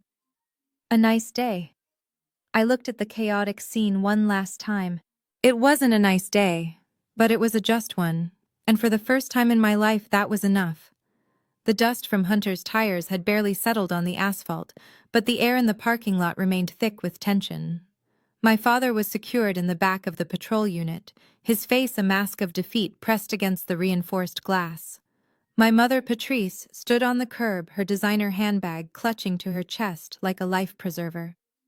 She was watching the road where her son-in-law had just abandoned her, her eyes wide with a mixture of shock and abandonment. Monique was still sitting on the ground, staring at her phone, as if the screen could offer her an escape route from reality. I took a deep breath, preparing to leave. The ring was located. The car was seized. The thief was in custody. It felt like justice had been served. But Elijah Stone was not done. He cleared his throat, a sound that cut through the sobbing and the police radio chatter like a gavel striking a podium. He stepped into the center of our small, broken circle, opening the red legal folder once more. "We are not finished," Elijah announced, his voice projecting with the authority of a man who held all the cards. My mother looked up, her mascara running in dark streaks down her cheeks. She wiped her face with the back of her hand, trying to regain some semblance of dignity. "What do you mean we aren't finished?" she snapped, her voice trembling. "You took the car. You arrested my husband. You humiliated us. What more do you want, Elijah Blood?" Elijah looked at her over the rim of his glasses. He didn't look angry. He looked disappointed. "I want to talk about the house, Patrice." The color drained from my mother's face. She stiffened, her defensive walls instantly slamming back into place. "The house," she repeated. "The house has nothing to do with this. That is our home. We have lived on Oak Creek Drive for 30 years. You cannot touch our home." I felt a bitter taste rise in my throat. Oak Creek Drive. The sprawling 5-bedroom colonial with the heated pool and the manicured hedges. The house where I had grown up, and the house where I had been systematically told I wasn't good enough. I remembered the day I turned 18. I remembered Desmond standing in the foyer, pointing at the door, telling me that if I didn't want to follow his rules, I could leave. He had told me that it was his castle, and I was just a guest. I had packed my bags that night and slept in my car. For 10 years they had lorded that house over me. They hosted parties I wasn't invited to. They renovated the kitchen while telling me they couldn't afford to help with my tuition. "It is your home." "Is it?" Elijah asked calmly. "Of course it is," Patrice shouted, looking around for support from Monique, who was too busy deleting photos to notice. "We raised our children there. We are pillars of that neighborhood. Desmond and I built that life." Elijah pulled a single crisp document from the folder. He held it up, allowing the sunlight to hit the official seal of the county recorder. "That is an interesting revision of history," Patrice Elijah said, "because according to the property records and according to the deed in my hand, you and Desmond do not own the property at 42 Oak Creek Drive. You never have." Patrice laughed, a nervous, high-pitched sound. "That is ridiculous. Mother gave us that house years ago. She said it was ours." "She said you could live there," Elijah corrected her. "There is a very distinct legal difference between ownership and tenancy." He walked over to the police car. He held the document up to the window so my father could see it. Desmond squinted at the paper, and I saw his shoulders slump even further. He knew. He had always known. "Beatrice Jenkins is the sole owner of the property," Elijah stated, turning back to my mother. 30 years ago, when Desmond's first business failed and you were facing bankruptcy, Beatrice bought the house. She paid cash, and she allowed you to move in so you wouldn't be on the street." He flipped the page. "She created a lease agreement," Elijah continued. "A very generous lease agreement. Do you recall the terms, Patrice?" My mother stayed silent, her lower lip trembling. "I will refresh your memory," Elijah said, his voice hard. "It is a tenancy at will. The rent was set at $1 per month. $1. For a mansion in a gated community. Beatrice paid the property taxes. Beatrice paid the insurance. Beatrice paid for the new roof last year. All you had to do was pay the utilities and maintain the property." I stared at my mother. $1. They had kicked me out of a house they were renting for less than the cost of a cup of coffee. They had acted like landed gentry, looking down on my apartment, sneering at my rent payments, all while living on my grandmother's charity. The hypocrisy was suffocating. So what? Monique piped up from the ground, finally engaging. "So Grandma owns the house. She isn't going to kick us out. She is in the hospital. She loves us." Elijah turned to Monique. "She does love you," he said softly. "That is why she tolerated the disrespect for so long. That is why she let you live there rent-free while you spent your money on designer clothes and luxury vacations instead of saving for your own future. She hoped you would use the opportunity to build stability. Instead, you used it to build an illusion." He looked back at the police car. "But there is a clause in the lease agreement," Elijah said, his voice becoming sharp and professional. "Clause 14B. It is a standard clause in most rental contracts, but in this specific document, Beatrice insisted on it." He tapped the paper with his index finger. "Termination upon criminal activity." My mother gasped. Her hand flew to her mouth. The lease clearly states that if the tenant or any member of the tenant's household engages in felony criminal activity, whether on or off the property, the lease is immediately null and void. Elijah looked at the police car where Desmond was sitting in handcuffs charged with grand larceny. Selling stolen property is a felony, Patrice Elijah said. Using the proceeds of that crime to purchase a vehicle is a felony. Your husband just violated the single most important clause in his housing contract. No, Patrice whispered. No, Elijah, please. You cannot do this. We have nowhere else to go. That is not entirely true, Elijah said, closing the folder. You have friends. You have the community you brag about so much. I am sure one of them will take you in. But as of this moment, the lease is terminated. He reached into his jacket pocket and pulled out an envelope. He handed it to my mother. She didn't take it, so he tucked it gently into the crook of her arm. This is a formal notice to quit, Elijah explained. Because of the nature of the breach and the fact that it involves a crime against the landlord, the eviction is expedited. You do not have 30 days. You do not have 2 weeks. He looked at his watch. You have 48 hours to vacate the premises. 48 hours! Monique screamed, scrambling to her feet. That is impossible. I have a nursery to set up. I have baby shower gifts in that house. We can't move a 5-bedroom house in 2 days. You should have thought about that before your husband and father decided to rob the landlord, I said, finally speaking up. Monique spun on me, her eyes filled with hate. This is your fault, she shrieked. You whispered in Grandma's ear. You made her do this. I didn't steal the ring, Monique, I said calmly. I didn't drive the getaway car. And I certainly didn't live in a house for 30 years without saving a dime of my own money. This isn't my fault. This is the consequence of your entitlement. Elijah signaled to the deputies. The locks will be changed on Sunday at noon, Elijah stated. Anything left inside after that time will be considered abandoned property and will be donated to charity. I suggest you start packing. And Patrice. My mother looked up, broken and sobbing. Do not take the appliances, Elijah warned. Beatrice bought those too. I watched my mother crumble. The house was her identity. Without that address, without the ability to host her garden parties and her brunches, she was nobody. She was just a woman whose husband was in jail and whose son-in-law was on the run. The facade was gone. The windows were shattered. And the cold wind of reality was finally blowing through the halls of the Jenkins family. I turned to Elijah. Do you need me for anything else? I asked. Elijah shook his head. Go home, Jordan. Go get some rest. We will handle the cleanup. I walked toward my car, my beat-up Honda Civic that I paid for with my own money. I unlocked the door and sat in the driver's seat. I looked through the windshield at my mother and sister, who were now holding each other weeping in the parking lot of a hospice center. I felt a pang of sadness, but it was fleeting. They had made their bed. Now, for the first time in their lives, they actually had to lie in it. Or rather, they had to find a new place to lie, because the free ride was officially over. I started my engine and drove away, leaving the wreckage of their vanity in my rearview mirror. The elevator ride back up to the 3rd floor was the longest journey of my life, not because of the distance, but because of the woman standing next to me.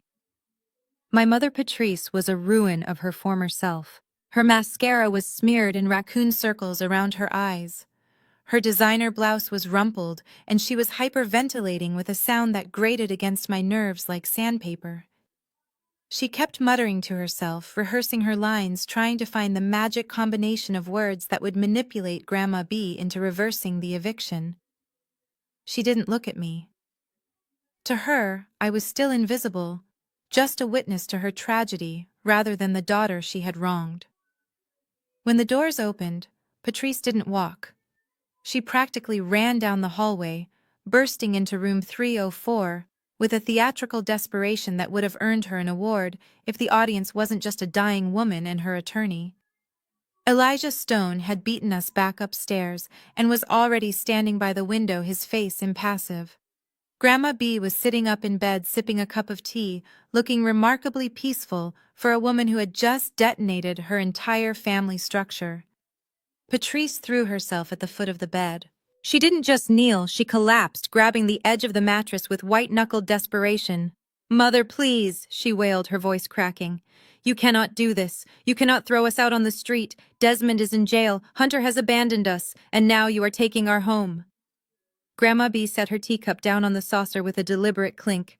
She looked at Patrice, not with anger, but with a detached curiosity, like a scientist observing a particularly disappointing specimen under a microscope. "It is not your home," Patrice Grandma said calmly. "It never was. It was a shelter I provided, a shelter you abused." "But 48 hours," Patrice screamed, tears streaming down her face. "It is inhumane. Where are we supposed to go? We have furniture. We have memories. We have a nursery set up for the baby. You are sentencing your own great-grandson to homelessness." I stood by the door watching my mother weaponize the unborn baby yet again. It was her favorite shield. She thought that invoking the innocence of a child would erase the guilt of the adults. "We have nowhere to go," Patrice sobbed, burying her face in the sheets. "We have no savings. Desmond's accounts are frozen. How can you be so cruel? I am your daughter-in-law. I have taken care of this family for 30 years. Does that mean nothing to you?" Grandma B went very still. The air in the room seemed to drop 10 degrees. She leaned forward, her eyes locking onto Patrice's shaking shoulders. Cruel Grandma repeated the word, tasting it. "You want to talk about cruelty, Patrice?" "Yes." Patrice looked up, her eyes wide and pleading. "This is vengeance. It is not justice. It is pure cruelty to kick a family out of their home with only 2 days' notice. We are flesh and blood." Grandma B let out a short, sharp laugh. It was a dry sound, devoid of humor. "I have a very good memory," Patrice Grandma said softly. "It is a curse sometimes, because while my body is failing, my mind remembers everything, especially the things you think I have forgotten." She pointed a trembling finger at me. "Look at your daughter Patrice. Look at Jordan." Patrice glanced at me with disdain, then quickly looked back at Grandma. "This isn't about Jordan," she snapped. "This is about us. It is entirely about Jordan." Grandma corrected her, her voice rising. "Do you remember the winter of 2014? Patrice frowned, confused by the sudden change in topic. 2014? I don't know. That was years ago." "It was the year Jordan turned 18, I said, stepping forward. My voice was steady, though my heart was pounding. "It was the week after my birthday." Grandma nodded, keeping her eyes fixed on Patrice. "That's right. Jordan had just graduated high school. She had been accepted into that art program she wanted, but she needed time to save for the deposit. She asked you for 1 month. Do you remember what you said to her, Patrice?" Patrice swallowed hard. She looked away, picking at a loose thread on the blanket.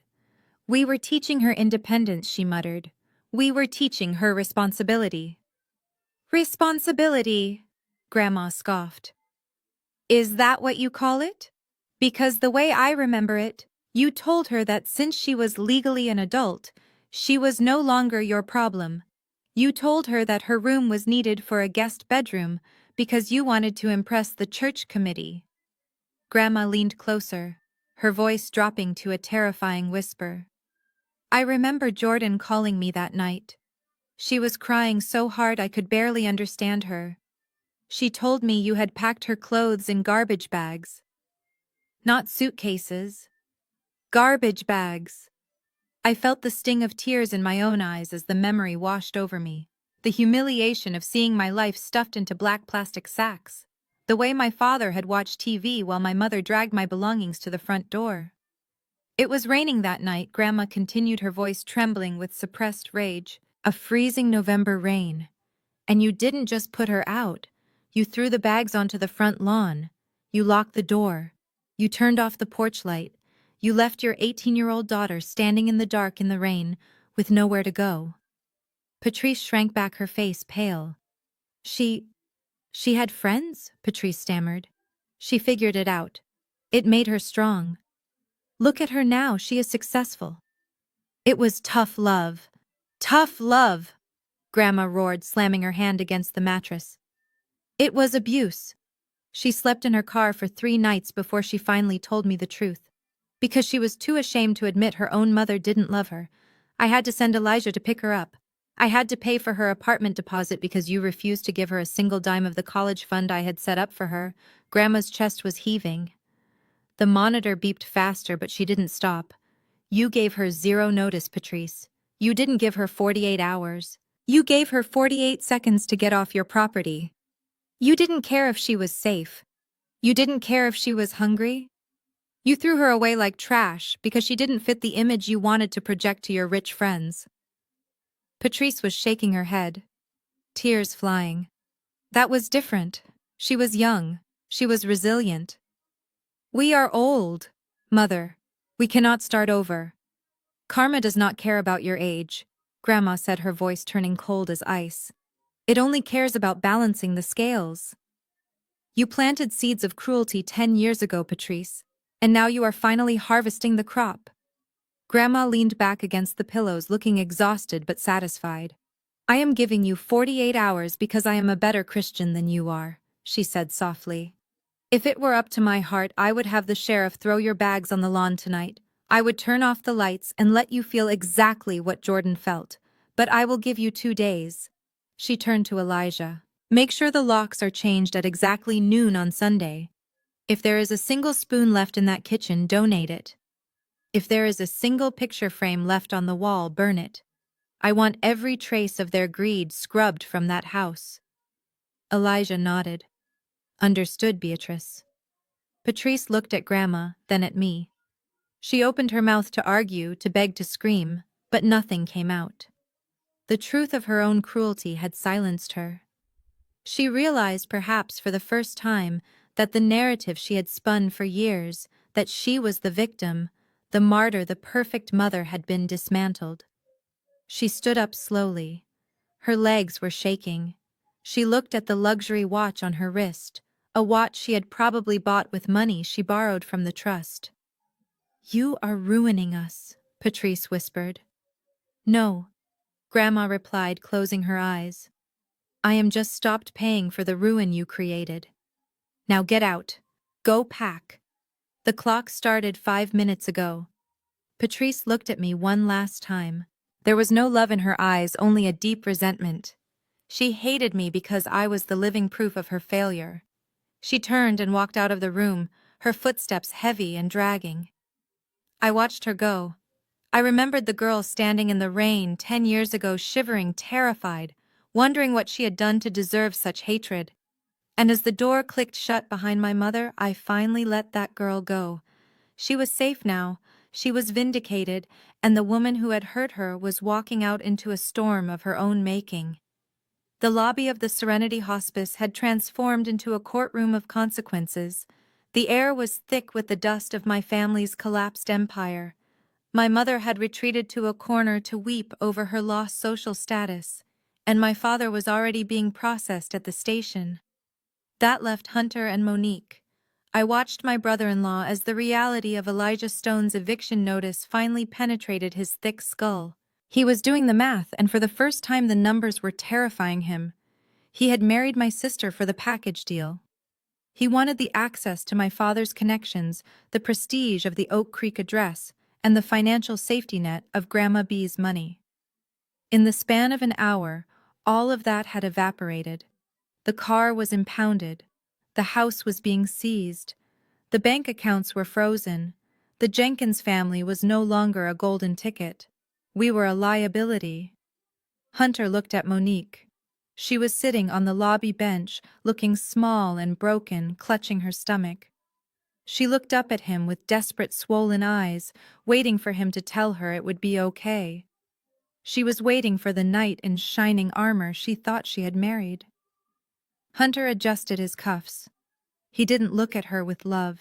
He looked at her with the same disdain one might look at a piece of luggage that had become too heavy to carry. I think I am going to head out, Hunter said, his voice devoid of any warmth. Monique blinked, confusion clouding her tear-streaked face. Head out? What do you mean? We have to go pack. We have to figure out where we are going to sleep tonight. Mom is a mess, Hunter. I need you to drive us. Hunter let out a short, sharp sigh of annoyance. He pulled his car keys from his pocket. Not the keys to the Range Rover, which was gone, but the keys to his own sports car that he had carefully kept out of the seizure. I don't think that is a good idea, Monique, he said, taking a step back. This is a lot of drama. I don't do drama. I have a reputation to maintain, and quite frankly, your family is becoming a public embarrassment. Monique stood up, her movement slow and heavy. Hunter. We are married. We are having a baby. You cannot just leave because things are hard. Hunter laughed. It was a cruel, ugly sound that echoed off the sterile walls. Things aren't hard, Monique. Things are over. Your dad is a felon. Your mom is homeless. And you are broke. He turned to walk away, his shoes clicking sharply on the tile. Monique lunged forward, grabbing his arm with both hands. No. You promised. You said for better or worse. You cannot leave me here. Hunter stopped. He looked down at her hands on his expensive suit jacket as if they were covered in filth. He peeled her fingers off one by one. I think we need some time apart, he said coldly. I think we need to reevaluate things. You should go stay with your parents for a while. He paused, a smirk curling the corner of his lip. Oh, wait. I forgot. Your parents don't have a house anymore. The cruelty of the statement was so sharp it made me gasp. Monique looked as if he had slapped her. She stood there, her mouth open, unable to process the sheer malice of the man she loved. Hunter turned his back on her again. Monique, blinded by panic and hormones, grabbed his shoulder, trying to spin him around. Hunter, please. The baby. Get off me, Hunter roared. He didn't just pull away, he shoved her. It was a violent, dismissive push aimed squarely at her chest. Monique, off balance and heavy with pregnancy, stumbled backward. Her heels slipped on the polished floor. She let out a cry of terror as she fell hard onto the waiting room bench. She landed awkwardly, her hip hitting the wooden armrest with a sickening thud. She curled in on herself immediately, wrapping her arms around her belly, sobbing in pain and shock. That was the line. I hated my sister. I hated her selfishness, her greed, and the way she had tormented me for years. But I was not them. I was not a monster. I moved before I even registered the decision. I crossed the lobby in 3 strides and stepped between Hunter and my sister. My hands were balled into fists, my heart pounding with a protective rage I didn't know I possessed. Don't you dare, I hissed, staring up at him. Don't you dare touch her again. Hunter looked down at me, surprised by my intervention. Then he sneered. Oh, look at this. The spinster to the rescue. What are you going to do, Jordan? Appraise me. You are pathetic. You are defending the girl who has made your life a living hell since she was born. I am not defending her. I said, my voice steady and low. I am defending the child she is carrying, and I am stopping a coward from abusing a pregnant woman. You are done, Hunter. You are walking away, and you are never coming back. Hunter laughed, checking his reflection in the glass door. Gladly. You people are a sinking ship. I am just the smart one getting on the lifeboat. Enjoy poverty, Jordan. It suits you. He turned to the automatic doors, adjusting his collar, ready to walk out into the sunlight and pretend none of this had ever happened. He reached for the handle. Hunter Vanderhoven. The voice boomed across the lobby. It wasn't me. It was Elijah Stone. Hunter froze. He didn't turn around. He just stood there, his hand on the door, his posture rigid. Elijah walked slowly from the elevators, accompanied by the 2 sheriff deputies who had stayed behind to finalize the paperwork. Elijah held a single slip of yellow paper in his hand. Going somewhere? Elijah asked pleasantly. I am free to go. Hunter spat, not turning around. I haven't been charged with anything. That is technically true. Elijah agreed. You haven't been charged yet. That is because until 5 minutes ago we were operating under the assumption that Desmond acted alone at the pawn shop. Hunter slowly turned around. His face was pale. He did act alone. Hunter insisted, his voice cracking slightly. I told the police. I waited in the car. Yes, that is the story you told, Elijah said, walking closer. But pawn shops are very particular about paperwork, especially when handing over $95,000 in cash. They require a primary signature from the seller. Elijah held up the yellow slip. But for a transaction of that size, they also require a witness signature, a second party to verify the identity of the seller. Hunter's eyes widened. He stopped breathing. Desmond didn't just sign this receipt. Hunter, Elijah continued, his voice dropping to a hammer blow. You did. Right here on the line marked witness. You went inside. You vouched for the sale. You signed your name next to the stolen merchandise.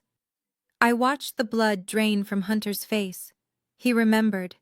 He had been so arrogant, so sure of his own importance, that he had signed the paper without thinking, just to speed up the process so he could get his hands on the money. That is a mistake, Hunter stammered, backing up against the glass door. No, Elijah said. That is a confession. That signature makes you an accessory to grand larceny. It places you in the room facilitating the crime. Elijah nodded to the deputies. Gentlemen, I believe you have your second suspect. Hunter turned to run. He actually grabbed the door handle, thinking he could sprint to his car. But the deputies were faster. They were on him in a second, spinning him around and slamming him against the glass wall of the lobby. Hunter let out a yelp of pain as his arm was twisted behind his back. You cannot do this, he screamed, his face pressed against the glass. My father is a judge. Your father is going to be very disappointed, the deputy muttered, snapping the handcuffs onto Hunter's wrists. Click, click. The sound was music to my ears. I turned to look at Monique. She was still curled on the bench, but she had stopped crying. She was watching her husband, the man who had just pushed her down, getting arrested. She watched him scream and bargain and beg, revealing himself to be nothing more than a terrified, greedy child. I walked over to her. I didn't hug her. I didn't tell her it would be okay. I just sat down on the bench next to her, keeping a safe distance. He signed the paper, Monique whispered, staring at the floor. He was so stupid. He was greedy, I corrected her. And arrogance makes people sloppy. The deputies hauled Hunter out the door. He passed the spot where his white Range Rover used to be, now just an empty oil stain on the pavement. He was shoved into the second patrol car, screaming obscenities until the door slammed shut, silencing him. The lobby was quiet again. Just me, my broken sister, and the lawyer who had dismantled their lives with a few sheets of paper. Elijah walked over to us. He looked down at Monique. Do you have a friend you can call? He asked gently. You cannot stay here. Monique shook her head. No, I don't have any friends. They were all just for show. She looked at me. Her eyes were fearful, waiting for me to kick her while she was down, waiting for me to tell her she deserved it. I stood up. I reached into my purse and pulled out my car keys. My Honda keys. Come on, I said. Monique blinked. Where I am not taking you home with me, I said firmly. My apartment is my sanctuary. You are not allowed there. But I will drive you to a motel. I will pay for 2 nights. After that, you are on your own. You have 48 hours to figure out who you are without a husband and a trust fund. Monique looked at the keys in my hand. Then she looked at the empty parking lot. She slowly pulled herself up, wincing as she put weight on her hip. She didn't say thank you. She probably couldn't, but she followed me. As we walked out the automatic doors, leaving the ruins of the Jenkins family behind us, I took a deep breath of the fresh air. The storm was over. The trash had been taken out, and for the first time in 30 years, the path ahead was completely clear. The morning after the arrests, the atmosphere in room 304 was no longer one of mourning. It was one of judgment. Grandma B sat upright in her hospital bed, bolstered by pillows, looking less like a patient and more like a queen holding court. My father Desmond had made bail, but he looked like a shadow of the man he was 24 hours ago. He stood near the door, unshaven and trembling, unable to meet his mother's gaze. My mother, Patrice, sat in the corner chair, her eyes red and swollen, twisting a tissue into shreds. Monique was there too, staring blankly at the wall, the reality of her husband's betrayal still settling in like a heavy fog. Elijah Stone stood at the foot of the bed. He didn't need a red folder this time. He held a single crisp document, the last will and testament of Beatrice Jenkins, amended as of this morning. Elijah cleared his throat, demanding attention. Beatrice has instructed me to read the summary of the new asset distribution immediately, Elijah announced. This is to ensure there are no ambiguities regarding the future of this family. He looked at Desmond first. To my son, Desmond, and his wife Patrice. You have spent 30 years waiting for my death, treating it as a financial milestone rather than a personal loss. You stole from the trust to fund a lifestyle you did not earn. Desmond flinched as if struck. However, Elijah continued, his voice devoid of sympathy. Beatrice has decided to offer you a gift. She calls it the gift of mercy. She will not press additional criminal charges for the theft of the ring provided that the sum of $95,000 is returned to the trust within 12 months. My mother looked up, hope flickering in her eyes. Really? She whispered. Oh, thank you, Mother. Thank you. Do not thank me yet. Grandma B cut in, her voice sharp. Keep listening. Elijah turned the page. However, because you have proven yourselves to be poor stewards of wealth and morally bankrupt, you are hereby disinherited. You will receive no property, no stocks, and no cash allowance. The house on Oak Creek Drive is being seized as previously discussed. You are effectively starting over. If you want a lifestyle, I suggest you find employment. The silence that followed was heavy. My parents weren't just losing a house. They were losing the safety net that had caught them every time they fell. They were 55 years old, and for the first time they were completely on their own. Elijah turned to Monique. To my granddaughter Monique. You married a man who viewed you as an accessory. You allowed your vanity to blind you to his character. Monique looked down at her baby bump, tears sliding down her cheeks. I will not leave my great-grandson destitute. Elijah read, a trust fund has been established for the child. It covers education, healthcare, and basic needs. Monique let out a breath of relief. Thank God. But Elijah added, raising a finger. There is a stipulation. This fund is locked. It cannot be accessed by Monique, nor can it be accessed by Hunter van der Hoven. It is managed solely by an independent trustee until the child turns 18. You will not see a dime of this money, Monique. It is for the boy, not for your manicures or your car payments. You will have to raise him on your own merits. Monique's face crumbled. She had hoped for a payout, a way to maintain her image. Instead, she was being given a safety net that she couldn't touch. And finally, Elijah said, looking at me. To my granddaughter Jordan. I stepped forward. I didn't want anything. I just wanted Grandma to be okay. Jordan is the only member of this family who has never asked me for money. Elijah read. She is the only one who visited me when I was healthy, not just when I was sick. She built her own career. She honored her own debts. Grandma B looked at me, her eyes softening. Therefore Elijah announced, his voice ringing with finality. I hereby appoint Jordan Jenkins as the sole executrix of my estate and the new CEO of Jenkins Holdings. The real estate portfolio, the investment accounts, and the recovered jewelry are transferred to her name, effective immediately. My father gasped. He looked at me with a mixture of shock and horror. Her, he sputtered. She is an appraiser. She doesn't know how to run a real estate empire. That is my birthright. Your birthright was spent on bad investments and leased cars, Desmond Grandma snapped. Jordan knows the value of things. You only know the price. There is a difference. She pointed a shaking finger at me. She is the boss now, Desmond. If you need a job, I suggest you submit a resume to her HR department. But I warn you, she has high standards. I stood there stunned. I wasn't just inheriting money. I was inheriting the legacy that my grandfather had built, the legacy my parents had tried to destroy. I looked at my family. They weren't looking at me with love. They were looking at me with the realization that the dynamic had shifted permanently. The scapegoat had become the shepherd, and the wolves were suddenly very hungry. Grandma B reached out and took my hand. "It is a heavy burden, baby girl," she whispered. "But you are the only one with shoulders strong enough to carry it. Now take me home. I am sick of this hospital food." 1 month later, the sky over Oak Creek Drive was a brilliant cloudless blue, a stark contrast to the gloomy atmosphere in the driveway of number 42. A beat-up moving truck idled near the garage, its engine coughing smoke.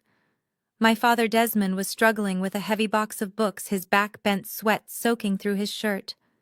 There were no movers to help him. They couldn't afford them. My mother Patrice walked out of the front door carrying a stack of throw pillows. She looked aged. The Botox seemed to have worn off overnight, replaced by the deep lines of stress and bitterness. She wasn't wearing designer clothes today. She was wearing sweatpants and a t-shirt that had seen better days. I watched them from the driver's seat of my new car. It wasn't a Range Rover. It was a sleek, black sedan, understated, but powerful, bought with my own money and a small advance from the company dividends. I rolled down the window as my mother approached. She stopped by the car, looking at the leather interior with naked envy. She shifted the pillows in her arms, trying to summon some of her old haughtiness, but it fell flat. "Well," Patrice said, forcing a tight smile, "I hope you are happy, Jordan. We are moving into a 2-bedroom apartment in East District. It has no dishwasher. It is a roof over your head, Mom," I said calmly. "Better than the rain, right?" She flinched at the reference to the night she kicked me out. She looked down at her shoes. "Jordan, listen." She started, her voice dropping to a whisper. "We are really tight this month. The legal fees for your father's defense are piling up. And Monique, she is staying with us. Babies are expensive." I knew where this was going. I waited. "Could you? I mean, since you are the CEO now, could you advance us a small loan? Just 5,000. We would pay you back as soon as Desmond finds work." I looked at her. I saw the woman who had slapped me in the hospice lobby. I saw the woman who had watched me sleep in my car. I felt a twinge of pity, but I crushed it instantly. Pity was what had allowed them to leech off Grandma for 30 years. I took off my sunglasses and looked her in the eye. "I am sorry, Mom," I said, my voice smooth and professional. "I can't do that." "Why not?" she demanded, her desperation bleeding through. "You have millions now, because my money is tied up in the trust." I lied effortlessly. "And as the trustee, I have a fiduciary duty to protect the assets from high-risk borrowers." "High risk," she squawked. "I am your mother, and the rules are the rules," I said, echoing the exact phrase she had used when she denied me college tuition. "I really wish I could help, but my hands are tied. You know how it is." I rolled up the window before she could say another word. I didn't want to hear her begging. I didn't want to hear her excuses. I put the car in drive and pulled away from the curb, leaving them to their boxes and their consequences. As I turned onto the main road, the passenger next to me chuckled. Grandma B adjusted her seatbelt. She looked fantastic. She was wearing a new floral dress and a pair of oversized sunglasses that made her look like a movie star. She wasn't frail anymore. The toxicity of living with my parents had been the thing killing her, and now that she was free, she was blooming. "That was cold, Jordan," she said, grinning. "I taught you well." I smiled, glancing at her. "I learned from the best, Grandma." She reached into her purse and pulled out a small velvet pouch. She tossed it onto the dashboard. "The police returned the ring this morning," she said casually. "Evidence released." I looked at the pouch. The blue diamond. The cause of all this destruction. "Do you want to put it in the safe deposit box?" I asked. Grandma B laughed. She rolled down her window, letting the wind catch her silver hair. "Safe deposit box, absolutely not. That ring has been sitting in the dark for too long. And honestly, it has bad juju now. I don't want to look at it and remember your father's greedy face. She turned to me, a mischievous sparkle in her eyes. Drive to the jeweler's Jordan, the expensive one downtown. You want to sell it? I asked, surprised. No, she said, relaxing into the leather seat. I want to have the stone reset, something modern, something flashy. And while we are there, I think you need a pair of diamond earrings to match your new job title. She patted my hand. Let's go spend some of my money, granddaughter. After all, we have a lot of living left to do. I laughed, a sound of pure, unburdened joy. I pressed the accelerator, leaving the past in the rearview mirror, driving forward into a future that finally, truly belonged to us. The most profound lesson I learned is that biology does not guarantee loyalty. For years, I allowed my family's cruelty to dictate my self-worth, believing that if I just gave enough, they would finally value me. Grandma B taught me that true family is defined by respect, not DNA. Walking away from them wasn't an act of cruelty, it was an act of survival. I learned that you cannot save people who are determined to destroy themselves. Sometimes the only way to build the future you deserve is to leave the people who pray for your failure in your rearview mirror. If you have ever had to cut off toxic family members to protect your own peace, hit that like button and subscribe for more stories about justice, resilience, and finding your true worth.